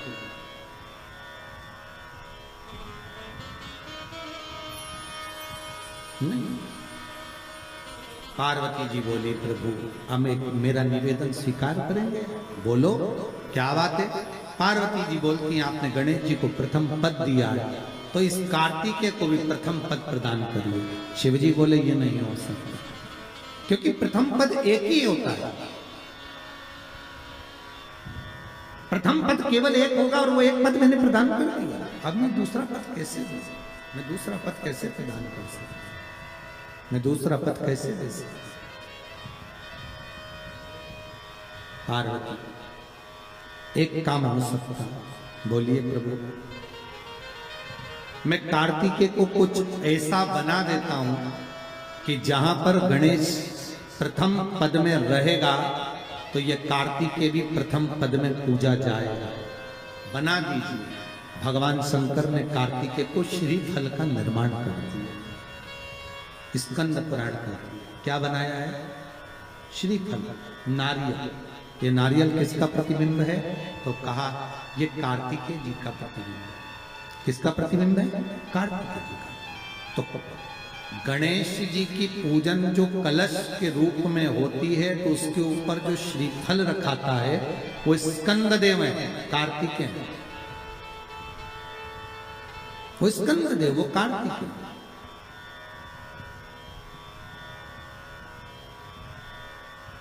जो रखाया गया फल है वो कार्तिकेय का प्रतिबिंब है। अगर प्रथम में गणेश पूजाएगा तो ये कार्तिकेय पूजाएगा। इसलिए श्रीफल, महाराज, श्रीफल कार्तिकेय का प्रतिबिंब है। सारी 33 कोटि देवताओं की सेना का सेनापति कार्तिकेय सारे ग्रहों को शांत करने के लिए, कार्य को सिद्ध करने के लिए, कार्य की सफलता के लिए, व्यक्ति की मनोकामना पूर्ण करने के लिए कलश के ऊपर क्या रखा जाता है? जम के बोलिए, नारियल, श्रीफल रखा जाता है, जो कार्य की सफलता प्रदान।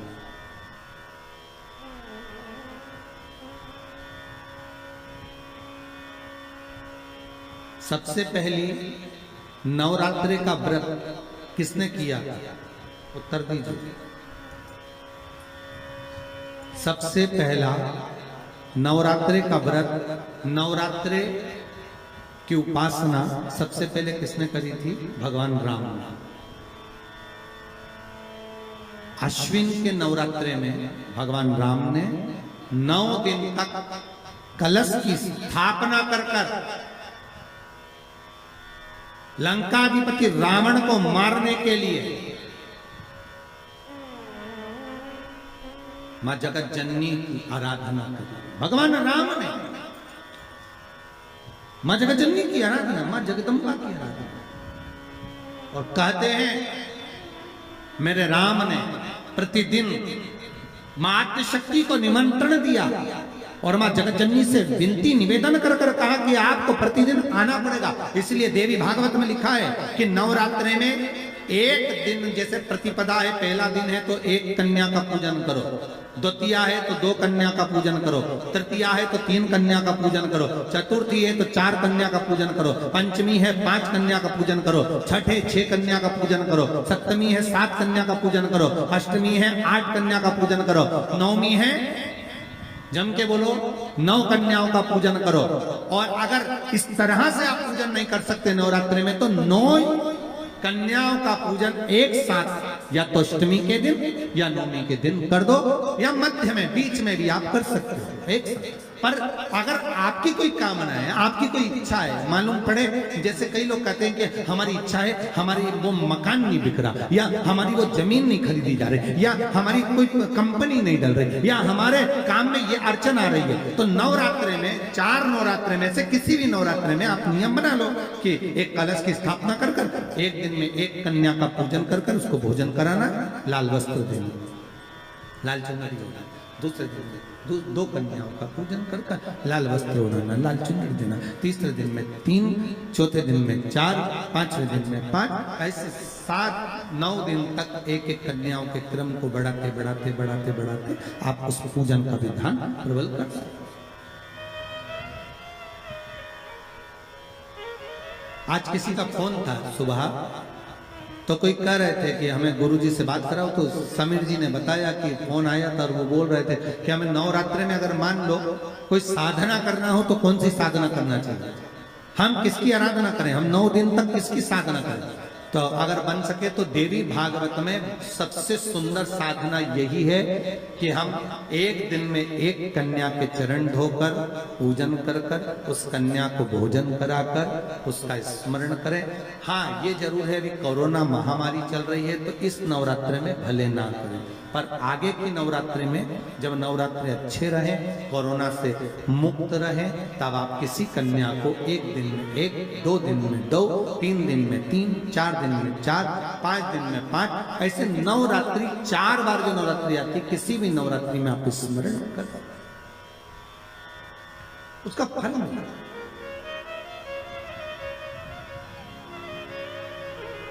उसका फल होगा।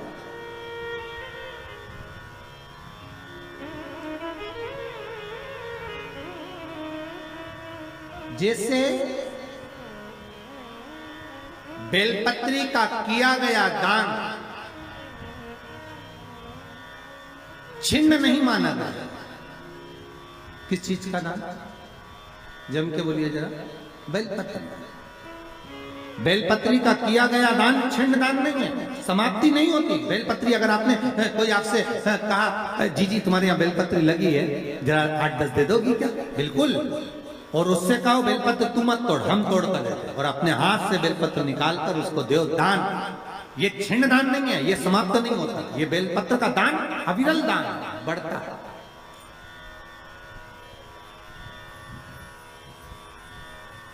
सुख का भान, ये छिन्न होने वाला नहीं अभी।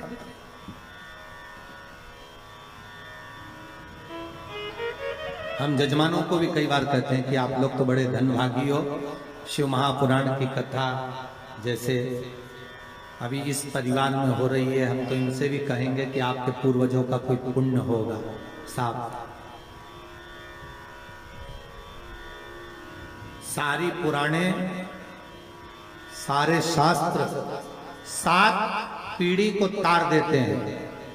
शिव महापुराण के लिए स्कंद पुराण में कहा ये 71 पीढ़ी को तार देती है। 71 पीढ़ी तर जाती है मात्र एक बार शिव शंकर की कथा का स्मरण करने पर, शिव महापुराण को श्रवण करने पर 71 पीढ़ी।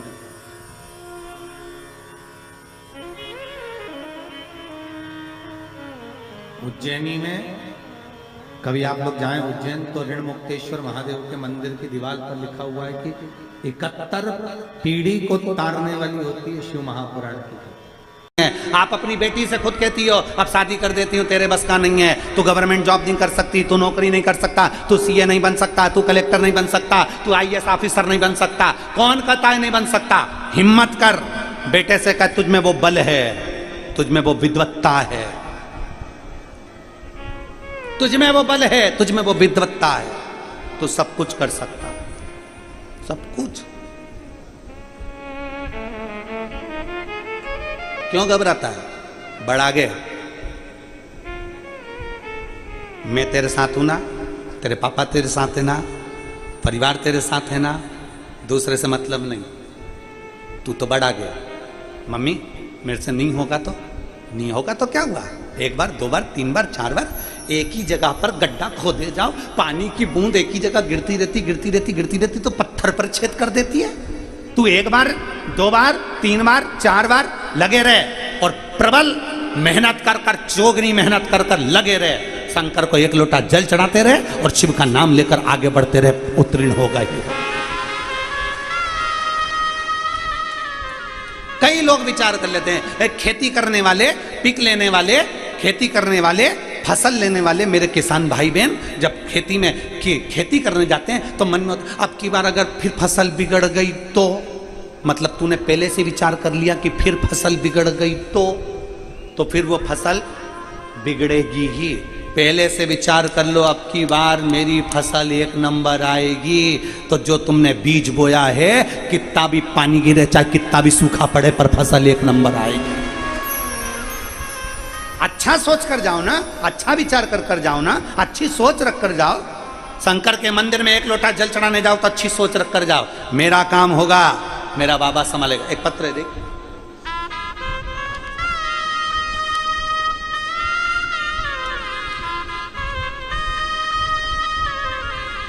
मेरो सो रोहिणी शिवाजी लाड़गे, मुकाम पोस्ट तलानी, तहसील हदगांव, जिला नांदेड़। मोबाइल नंबर ये है, कहीं बैठे हो तो हाथ हिला सकती हैं और बेलपत्र लेने आ सकती हैं। सो रोहिणी शिवाजी लांगड़े, मुकाम पोस्ट तलनी, तहसील हदगांव, जिला नांदेड़। मोबाइल नंबर ये। एक दिन अचानक से मेरे छोटे भाई को चक्कर आई और हमने तुरंत अस्पताल में लेकर गए। सारी जांचों की रिपोर्ट पर मालूम पड़ा कि इसका ब्रेन ट्यूमर हो गया। ब्रेन ट्यूमर होने पर डॉक्टर भी ने जैसे ही बताया हम लोग घबरा गए।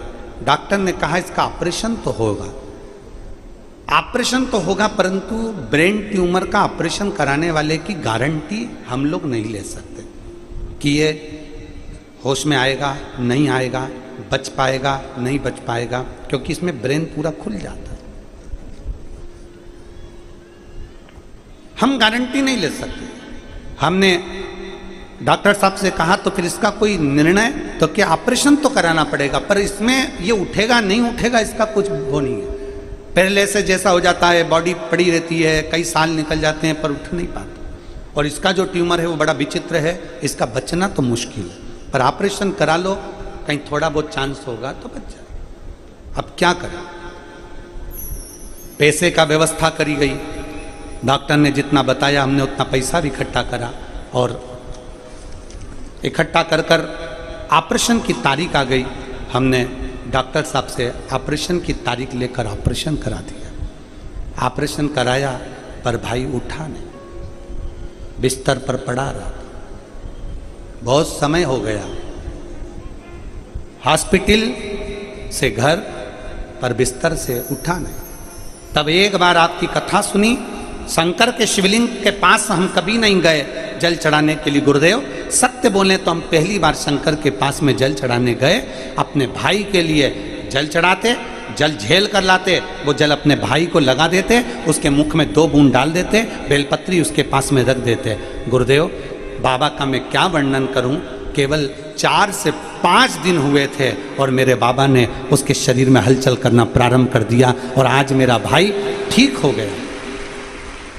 मैं और मेरा भाई इस पंडाल में 7 दिन से सेवा दे रहे हैं। हम यहीं पर हैं गुरुदेव, बाबा को प्रणाम करने के लिए। कहीं बैठी हों, सो रोहिणी शिवाजी लांगड़े, मुकाम पोस्ट तरंडी, तहसील हथगांव, जिला नांदेड़। फोन नंबर ये।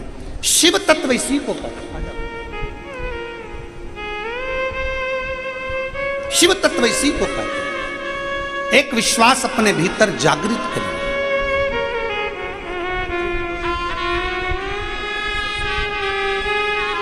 जिस बच्चे ने आईपीएससी की परीक्षाएं बार बार पास करी हैं पीएससी के, और जोरदार ताली बजाएं।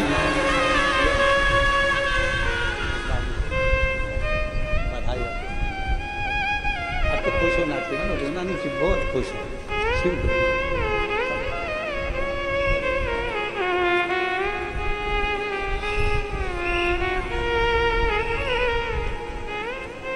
शिव तत्व जिसके भी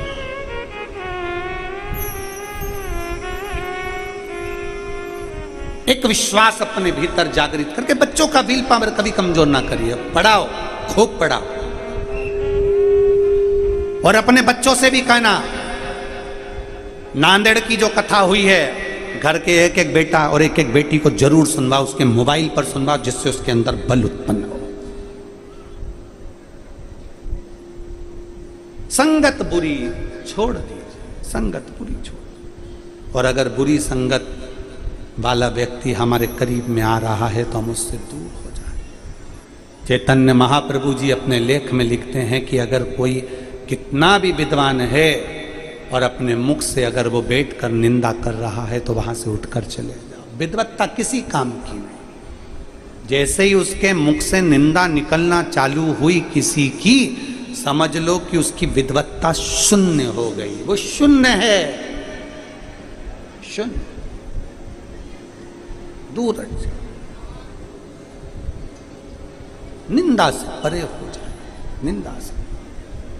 बिदल, मैं तुझे समझा रहा हूं, मत कर गलत काम। बिदल मानता नहीं है, उत्पल उसके साथ में रहता है, भाई है छोटा, साथ में रहता। मैं तुझे समझा रहा हूं, मान जा। नहीं माना, मानता नहीं। अच्छी संगत का असर जरूर होता है। मैं हमारे जजमान श्री डॉक्टर शिवराज नांदेड़कर जी को धन्यवाद देता हूं कि उन्होंने ये कथा कराकर, श्री प्रशांत पातेवर जी को धन्यवाद देता हूं कि ये कथा का आयोजन कराकर ना जाने कितने कितने शिव भक्तों को फल प्रदान करा। साथ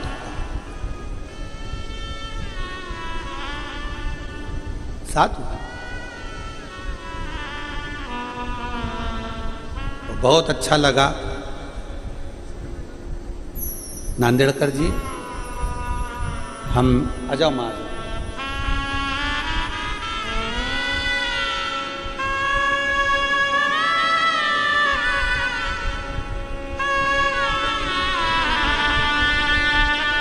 ये बच्ची की फार्मेसी मेडिकल के ऑफिसर के पद पर नियुक्ति हुई है। एक बार जोरदार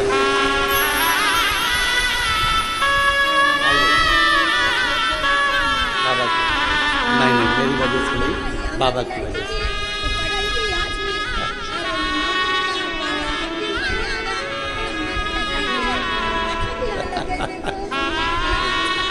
बाबा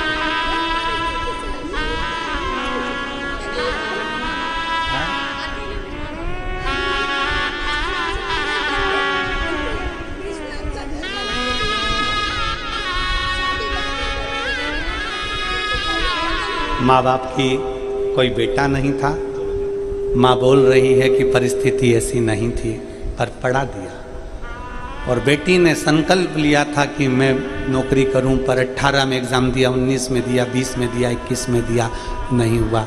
तब 21 में कथा सुनकर फिर बल आया और बाबा ने आज उसको कामयाब कर दिया। ये शिव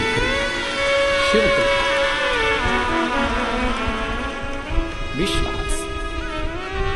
खुद का मकान भी नहीं था, दूसरे के मकान में रहकर पढ़ लिया। विद्वत्ता, हारना नहीं। मैं श्री शिवराज नांदेड़कर जी को धन्यवाद देता हूँ। नांदेड़कर जी अपने और कई जगह पर कथाएं होती हैं, कहीं कुछ कहीं कुछ कहीं कुछ चलता रहता है, पर किसी से कोई धन ना लेकर, कोई धन नहीं, बिठाया भी, व्यवस्थित कथा भी हुई और सबने दिल से सुना भी, सबने दिल से सुना।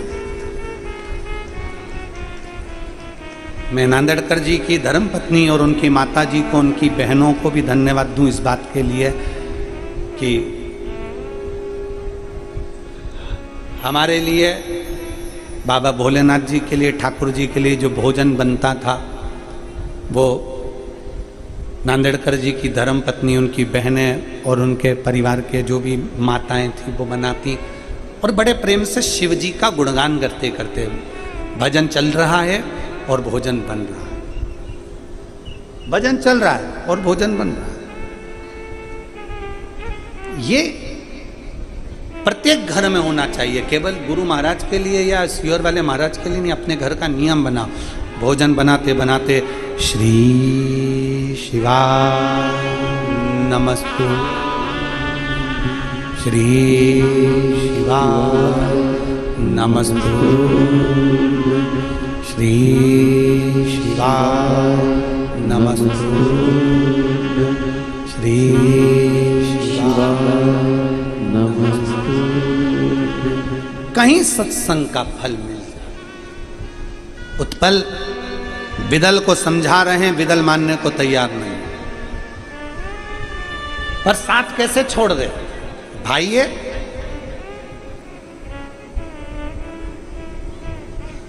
साथ कैसे छोड़ दिया जाए भाई? ये छोड़ा नहीं। संगत, विदल की संगत इतनी विचित्र थी कि उत्पल को भी उसने अपनी संगति का बना लिया। उत्पल भी अब उसी संगति का हो, उसी संगति। यदि मालूम पड़े कि इसकी संगत बेकार है तो तुरंत दूर हो जाओगे तो अच्छा है, नहीं तो संगत एक ना एक दिन आपको उसमें डुबा ही लेती है। पीने वालों की संगत में 2 दिन, 5 दिन, 10 दिन, 15 दिन, 20 दिन, 1 महीना, 2 महीना, 3 महीना, 4 महीना, 6 महीना बच लोगे, पर पीने वाले की संगत में अगर निरंतर ले रहोगे तो पीने वाला एक ना एक दिन कसम डाल के तेरे मुख में पिला ही देगा। बचना है, उससे बचिए। जुए खेलने वाले की संगत से दूर रहिए, साथ बैठोगे तो एक ना एक दिन गलत काम कर ही लो। वेश्यावृत्ति करने वालों से दूर रहिए, एक ना एक दिन गलत काम कर ही लो। थोड़ी दूरी बना। उत्पल दूरी नहीं बना पाया, उत्पल दूरी नहीं बना पाया। उत्पल वितल उसके साथ रहा, और वितल उत्पल के साथ दोनों का संग बन गया। बहुत समझाया वितल को, बहुत समझाया, पर मानता नहीं है। उत्पल उसकी संगति में पड़ गया। एक दिन वो कहते हैं ना, अग्नि के पास जाओगे तो अग्नि की तपन तुमको लगेगी जरूर, उसी तरह गलत व्यक्ति के पास जाओगे तो उसकी लत तुम्हें लगेगी जरूर। इसलिए थोड़ी दूरी बना, थोड़ी दूरी बना। गलत व्यक्ति की लत लग जाए, गलत। थोड़ी दूरी बना, दूरी बना, और शिव तत्व को जानने का प्रयास करें।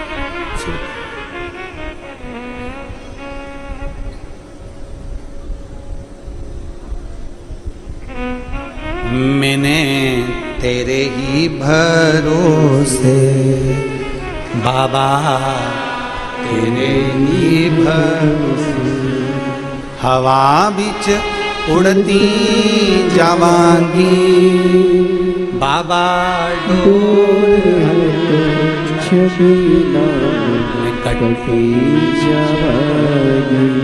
भाव, विश्वास, श्रद्धा शिव को प्रिय है, सत्य शिव को प्रिय है। एक दिन वितल ने कहा, अभी तक हम बहुत सारी नारियों के पास गए हैं, स्त्रियों के पास गए, बहुत सारी स्त्रियों। अब मैंने सुना है पार्वती जी बड़ी सुंदर है, चलो उनके पास चलो।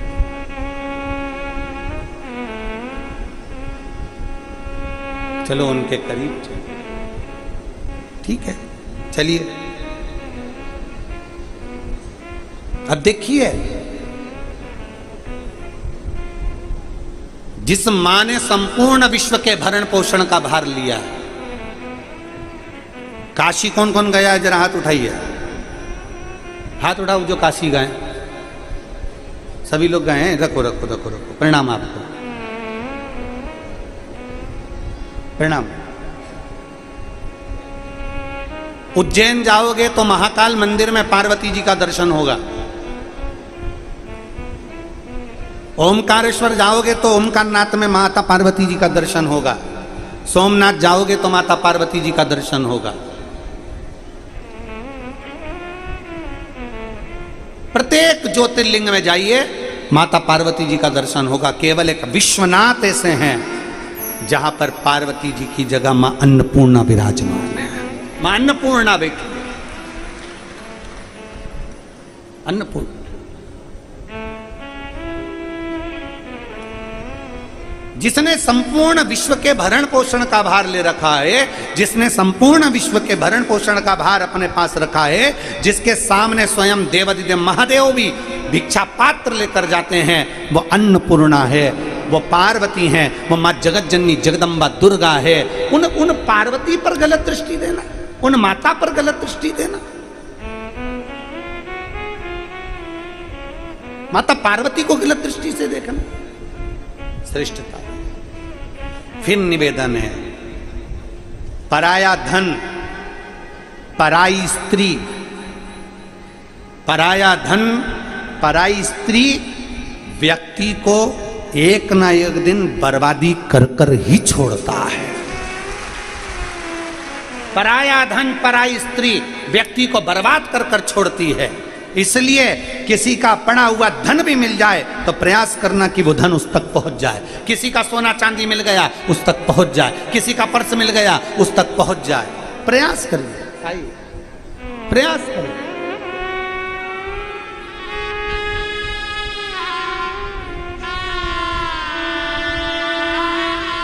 भाई को ब्रेन ट्यूमर हो गया था, वो बाबा की कृपा से और शिव कृपा से ठीक हुए। उसके लिए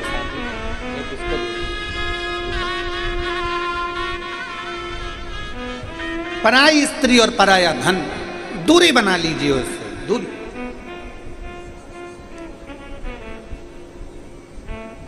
पर नारी श्रेष्ठता नहीं देती।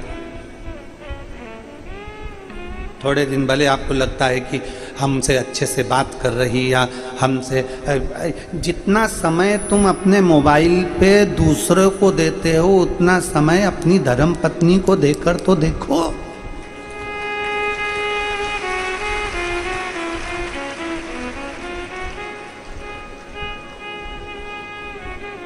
कितना विचित्र है। पहले के समय में रात्रि विश्राम के समय पर पत्नी पति दोनों विचार करते थे, बच्चों का क्या करना है, मम्मी का जैसा है, पापा का ऐसा है, ऐसा करेंगे, बच्चों को पढ़ाना है, इस स्कूल भेजना है, ऐसा कार्य करना है, वैसा कार्य करना है। ये मन में चलता रहता था, दोनों के विचार चलते थे, दोनों की सोच चलती थी। आज के जमाने में पति पत्नी दोनों साथ है, पर दोनों का मोबाइल आखिरी नींद की झपकी नहीं आ जाए तब तक एक उधर एक इधर, अपना मोबाइल इधर से टेढ़ा करके वो उधर से टेढ़ा कर कर दोनों मोबाइल चल रहे हैं, दोनों चल रहे हैं, दोनों मोबाइल चल रहा है। और बच्चे मम्मी मम्मी क्या है, गर्मी लग रही, पंखा चालू कर दे, तू चल ले, कर ले, जा तू कर। और बच्चे बेचारे अब सोच रहे हैं कि बच्चे हमारे स्वामी विवेकानंद बन जाएं, बच्चे हमारे राम बन जाएं, बच्चे हमारे कृष्ण बन जाएं। तो आपसे निवेदन है, बच्चों को राम बनाने से पहले आपको कौशल्या बनना पड़ेगा, बच्चों को कृष्ण बनाने से पहले आपको यशोदा बनना पड़ेगा, बच्चों को वीर शिवाजी बनाने से पहले आपको जीजाबाई बनना पड़ेगा, और राष्ट्र को गौरवान्वित करने के लिए आपको अहिल्याबाई बनना पड़ेगा। ये निश्चित आपके भीतर है।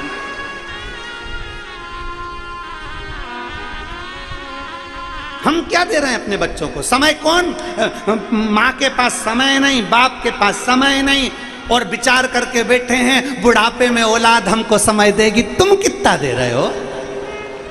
तुम कितना दे रहे हो? बाप को नौकरी से और दुकान से फुर्सत नहीं है, शाम को आते हैं, भोजन करा, विश्राम करते हैं। बच्चे क्या 5-10 मिनट बस हंस लिए, खेल लिए, कूद लिए, और बच्चे लोग समय अब सोच रहे हैं माँ दिन भर काम काम काम, आखिरी में मोबाइल पे बात करते करते करते करते बच्चों को समय नहीं। बच्चा स्कूल में ट्यूशन पर बाहर, बच्चों को ना माँ ने समय दिया ना बाप ने समय दिया। अगर तुम्हारी छोटी सी औलाद को तुम समय देना चालू करते तो जैसा दोगे वैसा पाओगे। तुम समय आज दोगे तो तुम्हारी औलाद भी बुढ़ापे में तुम्हारे पास बैठकर समय देना चालू करेगी। तुम समय नहीं दे रहे तो वो भी समय नहीं देगा, उसके पास भी समय नहीं है। तुम जैसे ही बच्चा पढ़ लिख के आगे बढ़ गया, अब माँ सोच रही है मेरा बाबू मेरे पास में बैठे, मेरा बेटा मेरे पास में बैठे, काय का समय देगा? तुमने दिया, तुमने अपनी औलाद को समय नहीं दिया। देव अपने बच्चों को कम से कम 2 घंटा, 3 घंटा, 2.5 घंटा बाप को भी देना चाहिए और माँ को भी देना चाहिए। बिठाओ पास में, क्यों रे कैसा है बेटा? बढ़िया। पढ़ाई कैसी चल रही है बाबू? बढ़िया। बेटे के साथ थोड़ी देर बैठो, बातचीत करो। मोबाइल नहीं, मोबाइल बेटे का मोबाइल भी साइड में, तुम्हारा मोबाइल भी साइड में। थोड़ा सा देर बेटे के साथ बैठो, थोड़ा बेटे से मार्गदर्शन करो। कौन कौन तेरे दोस्त हैं, कैसे दोस्त हैं, क्या पढ़ाई कर रहे हैं, स्कूल गया था, कैसा रहा। छोटे से बच्चे से लेकर कॉलेज तक के बच्चे को अपने पास में बिठाने का प्रयास करो। तुम समय देना चालू करो, जब तुम्हारा बुढ़ापा आएगा तो तुम्हारी औलाद अलग से निकाल कर समय तुमको देगी। पिता के पास में बेटा आता है और पिताजी चिल्ला के दौड़ते हैं तो बेटा दूर। माँ के पास बेटा आया, अपने थोड़ी देर हंसी मजाक करने के लिए, माँ जरा सी देर में रूठ के गुप्पा फूल। बच्चे नहीं आए। दादी के पास जाते हैं तो दादी चिल्लाए, दादा के पास जाएं तो दादा चिल्लाए। बेचारा बच्चा मंदिर के घंटे की तरह बीच में लटक रहा है। थोड़ा समय दीजिए, अपने बच्चों को समय देना प्रारंभ करिए। थोड़ा मोबाइल को साइड कर दीजिए, थोड़ा मोबाइल को एक और कर दीजिए। बच्चे पास में आए, थोड़ा साइड। पत्नी पति आपस में बात कर रहे हैं, मोबाइल थोड़ा साइड में। मोबाइल नहीं चाहिए उस समय। मोबाइल का यूज करो, हम मना नहीं करते, मोबाइल चलाओ, खूब चलाओ, तुम्हारी मर्जी पड़े। हम मना भी कर देंगे तो तुम कौन सा हमारा कहना मानने वाले? तुम तो अपनी मर्जी की करोगे। फिर वही वाली बात आ गई, जो समझे नहीं आपसे वो समझे नहीं किसी के बाप से। तो तुम समझो तो ठीक है, हमारा तो कहना काम है, आगे मर्जी तुम्हारी। आग लगे बस्ती में, समझ। सीहोर वाले महाराज का क्या है, आज कथा यहाँ कहकर चले जाएगा। तुम सुधर गए तो ठीक, या तो सुधर जाओ नहीं तो सिधर जाओ, दो में से मन तुम्हारा।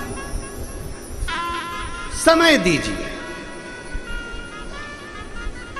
शिव जी को क्या दे रही हो? यहां पर, यहां बैठे हो आप लोग, लाखों की संख्या में बैठे हो, टीवी के सामने बैठे हो, मोबाइल के सामने बैठे हो, क्या दे रहे हो शंकर भगवान को? अंबर, पीतांबर, धन, दौलत, 56 भोग। भगवान को क्या दे रहे हो? बोलो बोलो, क्या दिया तुमने शंकर भगवान को? 7 दिन की कथा में तुमने शिव जी को समय दिया। इसलिए जब व्यक्ति वेंटिलेटर पर पड़ा होता है, आईसीयू में पड़ा होता है, तो डॉक्टर कहता है अब इसके पास समय नहीं है। तब तुम्हारा समय जो तुमने शिव पुराण को दिया, शंकर जी को एक लोटा चढ़ाने में समय दिया, तब शंकर भगवान अपना समय तुझको देते हैं,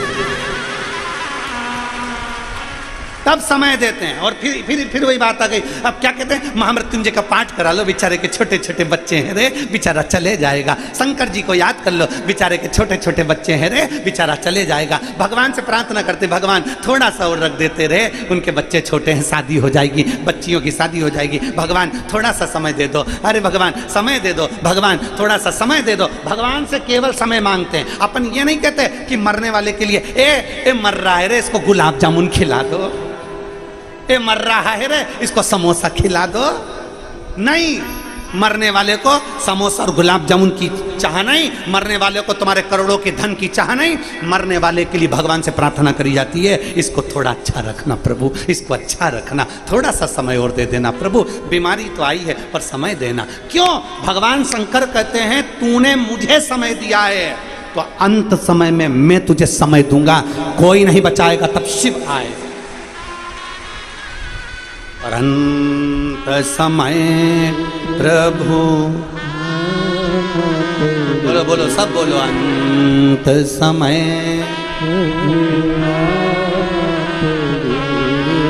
और वचन दिया तो निभा आए ना आए प्रभु कुटुंब कभी ना, अंत समय प्रभु और वचन दिया तो अंत समय प्रभु, बस अंत समय परमात्मा को जो दिया है वो तुम्हें प्राप्त हो, जो देते हो वो मिलेगा। समय दिया बच्चों को तो बच्चे भी बुढ़ापे में समय देंगे तुमको, नहीं तो तुम्हारा बुढ़ापा तो गया। मत दो समय, फिर अकेले कमरे में पड़ी रहना, फिर कहते रहना अपने पति से औलाद तो सुनी नहीं रही है, बहू तो सुनी नहीं रही है, तुमने समय नहीं दिया। थोड़ा सा समय दीजिए, थोड़ा सा समय। फिर निवेदन जो हमने पहले कथा में कहा, आज फिर कह रहे हैं। पहले की कथाओं में ये बात बोल चुके हैं, आज फिर कह रहे हैं। अच्छी कमाई हो रही हो ना तो मकान बना लो, अच्छी कमाई हो रही है तो 2-4 प्लाट लेके पटक दो, अच्छी कमाई हो रही हो तो पत्नी के जेवर बना दो, अच्छी कमाई हो रही हो तो गाड़ी बंगला सब करो। चलती नौकरी में, चलती कमाई में सब कुछ कर लो, आगे का क्या भरोसा।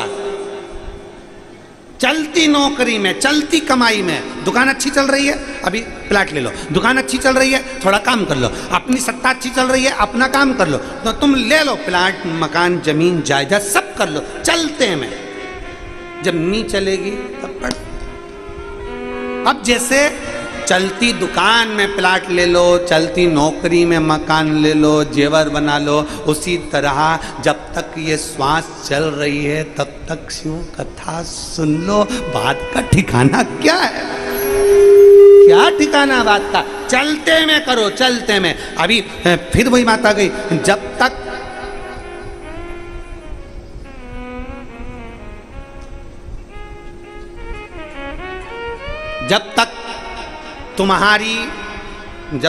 तुम्हारा शरीर चले, जब तक तुम्हारे घर में चले, तब तक खूब दान पुण्य, कथा, सत्संग, भजन, कीर्तन, जो तुम्हारा मन करे, तीर्थ वगैरह सब करो।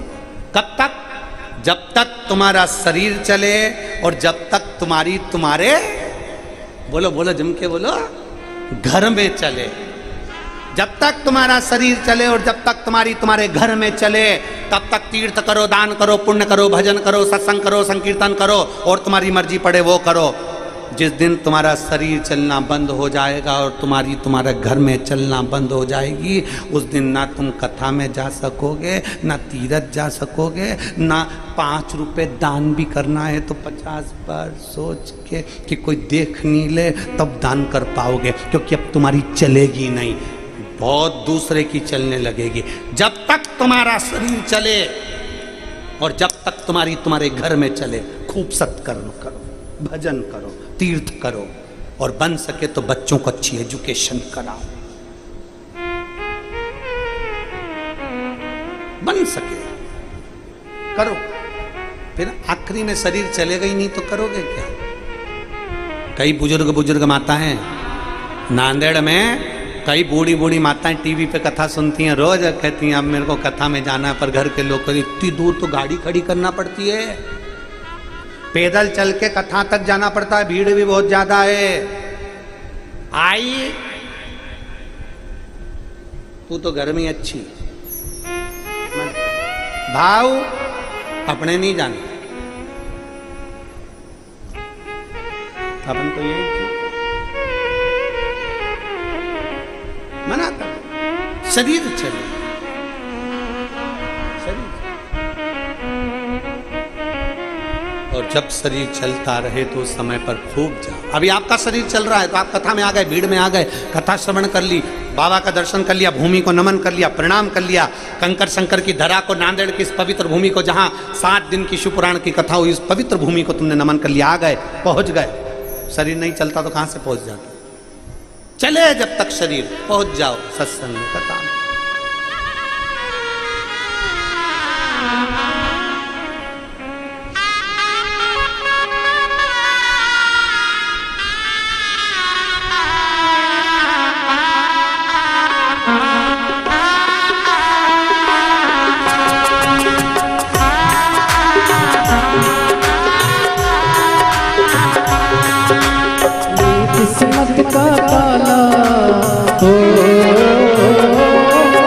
अपनी किस्मत का तुम खोलते चलो। श्री शिवाय नमस्तुभ्यं तुम बोलते चलो। श्री शिवाय नमस्तुभ्यं तुम बोलते चलो। ओ श्री शिवाय नमस्तुभ्यं तुम बोलते चलो। श्री शिवाय नमस्तुभ्यं तुम बोलते चलो। अपनी तकदीर का ताला, अपनी तकदीर का ताला तुम खोलते चलो। श्री शिवाय नमस्तुभ्यं तुम बोलते चलो। श्री शिवाय नमस्तुभ्यं तुम बोलते चलो। अपनी किस्मत का ताला, अपनी किस्मत का ताला, अपनी किस्मत का ताला तुम खोलते चलो। श्री शिवाय नमस्तुभ्यं तुम बोलते चलो। श्री शिवाय नमस्तुभ्यं तुम बोलते चलो।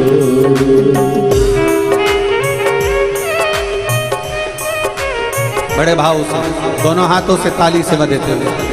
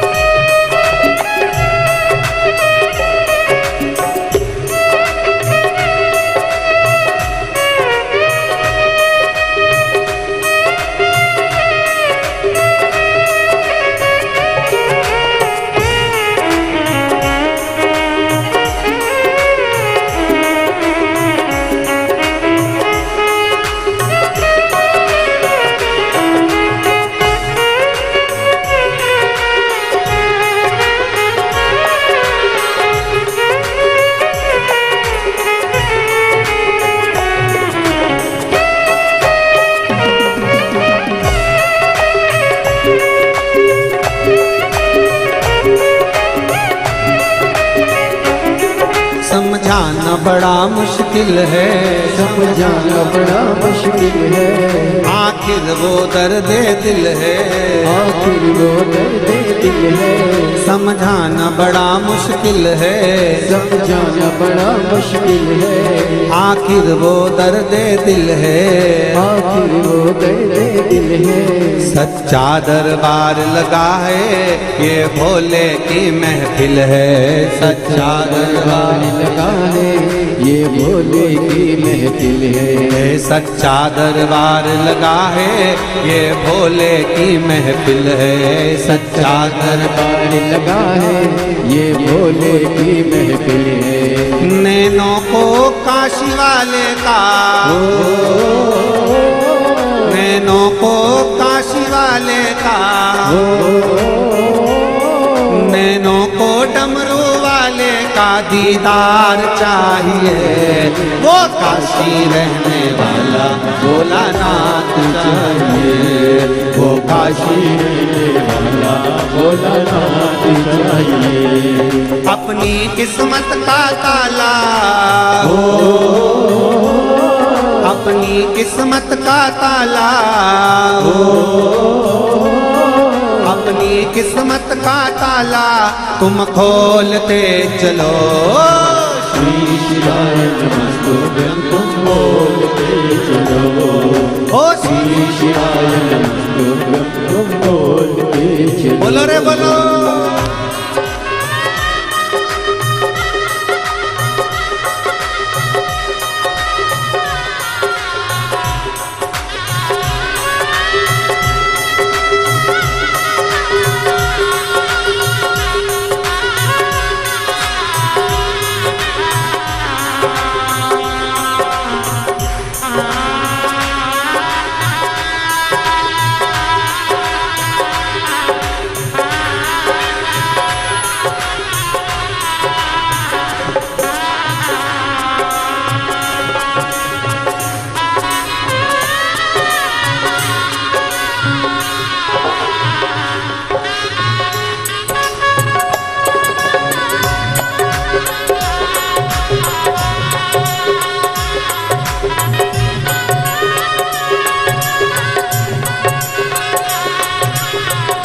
शंभो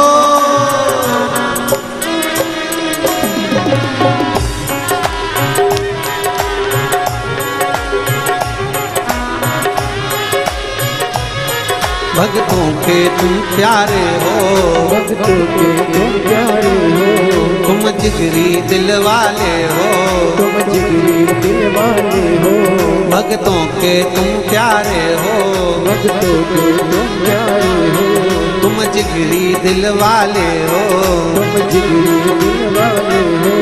कितनों पे डोरे डाले फिर नैन बड़े मत वाले, कितनों पे डोरे डाले तेरे नैन बड़े मत वाले, कितनों पे डोरे डाले तेरे नैन बड़े मत वाले, कितनों पे डोरे डाले तेरे नैन बड़े मत वाले।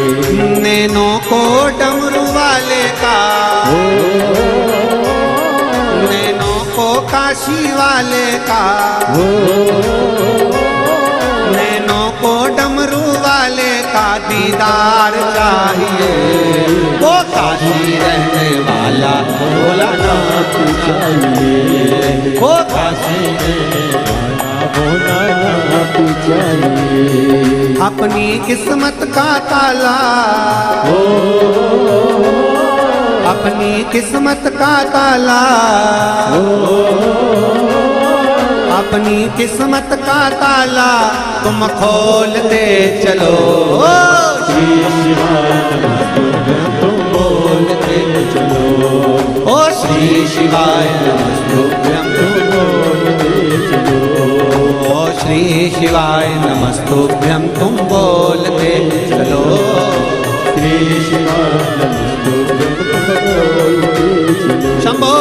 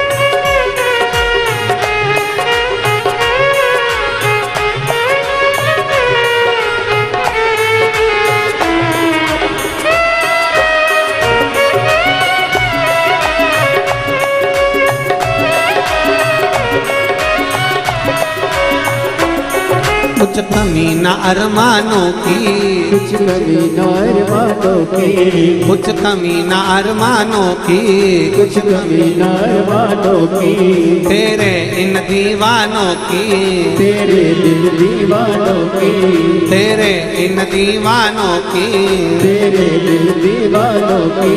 मुझको मदहोश बनाए कतार तेरे नैनों की, मुझको मदहोश बनाए कतार तेरे नैनों की, मुझको मदहोश बनाए कतार तेरे नैनों की, मुझको मदहोश बनाए कतार तेरे नैनों की।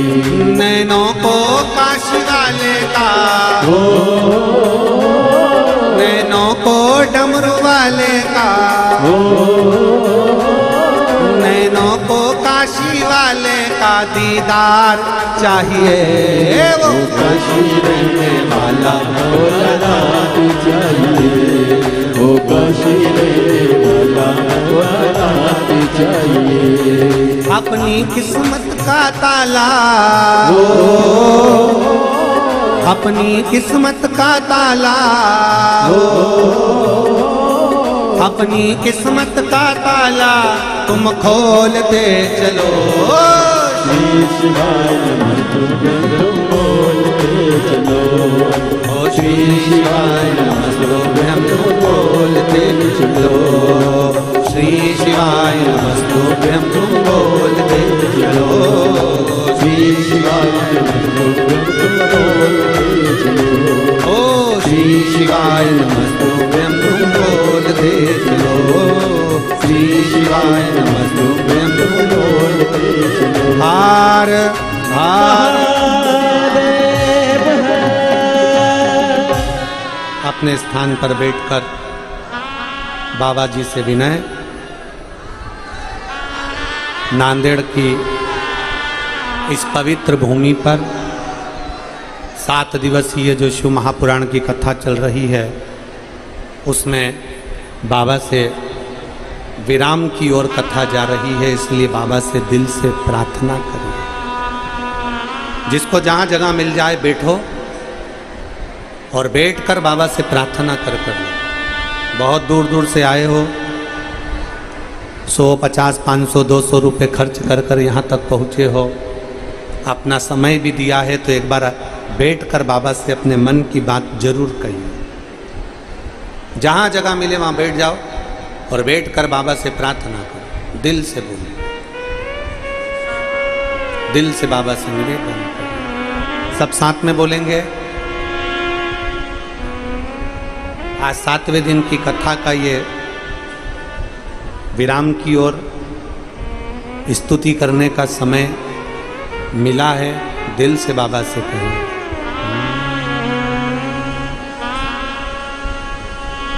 श्री शिवाय नमस्तुभ्यं, श्री शिवाय नमस्तुभ्यं, श्री शिवाय नमस्तुभ्यं, श्री शिवाय नमस्तुभ्यं, श्री शिवाय नमस्तुभ्यं। भोला सब दुख काटो मारा, ओ भोला सब दुख काटो मारा। शिव शंकर जप तेरी माला, भोले बाबा जप तेरी माला, भोला सब दुख काटो मारा, ओ भोला सब दुख काटो मारा। देश मंगल मंगलकारी, वेश है मंगल मंगलकारी। शमशान वासी हमारा, शमशान वासी हमारा, ओ भोला सब दुख काटो मारा, ओ भोला सब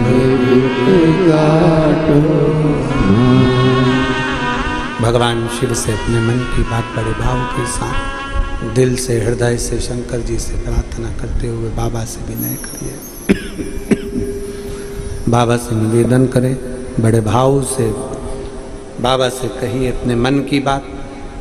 विदल उत्पल दोनों पार्वती जी को देखकर मोहित होते हैं। पार्वती जी कुंदुक का प्रहार कर कर विदल उत्पल को मार देती हैं। शिव जी का नाम कुंदकेश्वर महादेव पड़ जाता है। कुंदकेश्वर महादेव, जब शरीर को कोई दवाई ना लगे, औषधि ना लगे, तो उसी दवाई को कुंदकेश्वर महादेव के नाम से खाइए। डॉक्टर की दवा को भी कुंदकेश्वर महादेव का नाम लेकर खाओ, शरीर में दवाई लगती है। शुगर लेवल ऊपर हो गया, शुगर बहुत ऊंचाई पर पहुंच गई, शुगर ज़्यादा ही हो गई, तो एक बेलपत्र कुंदकेश्वर महादेव का नाम लेकर शंकर जी पे चढ़ी हुई, अशोक सुंदरी के वहाँ स्पर्श करी हुई, रोज प्रतिदिन कम से कम 2 बेलपत्र गला पकड़ रहा है 2 बेलपत्र प्रतिदिन अवश्य खाओ। ज़्यादा ही शुगर ऊंची जा रही है तो 3 बेलपत्र सुबह दोपहर शाम खाएं। शिव जी को जल चढ़ाएं, उसका आचमन करें। दिन भर में बेलपत्र खाने के बाद शाम को ब्लड की जांच जरूर कराएं, शुगर का लेवल अपने आप डाउन होगा। शिव पर भरोसा कर कर कुंदकेश्वर महादेव का नाम लेकर अगर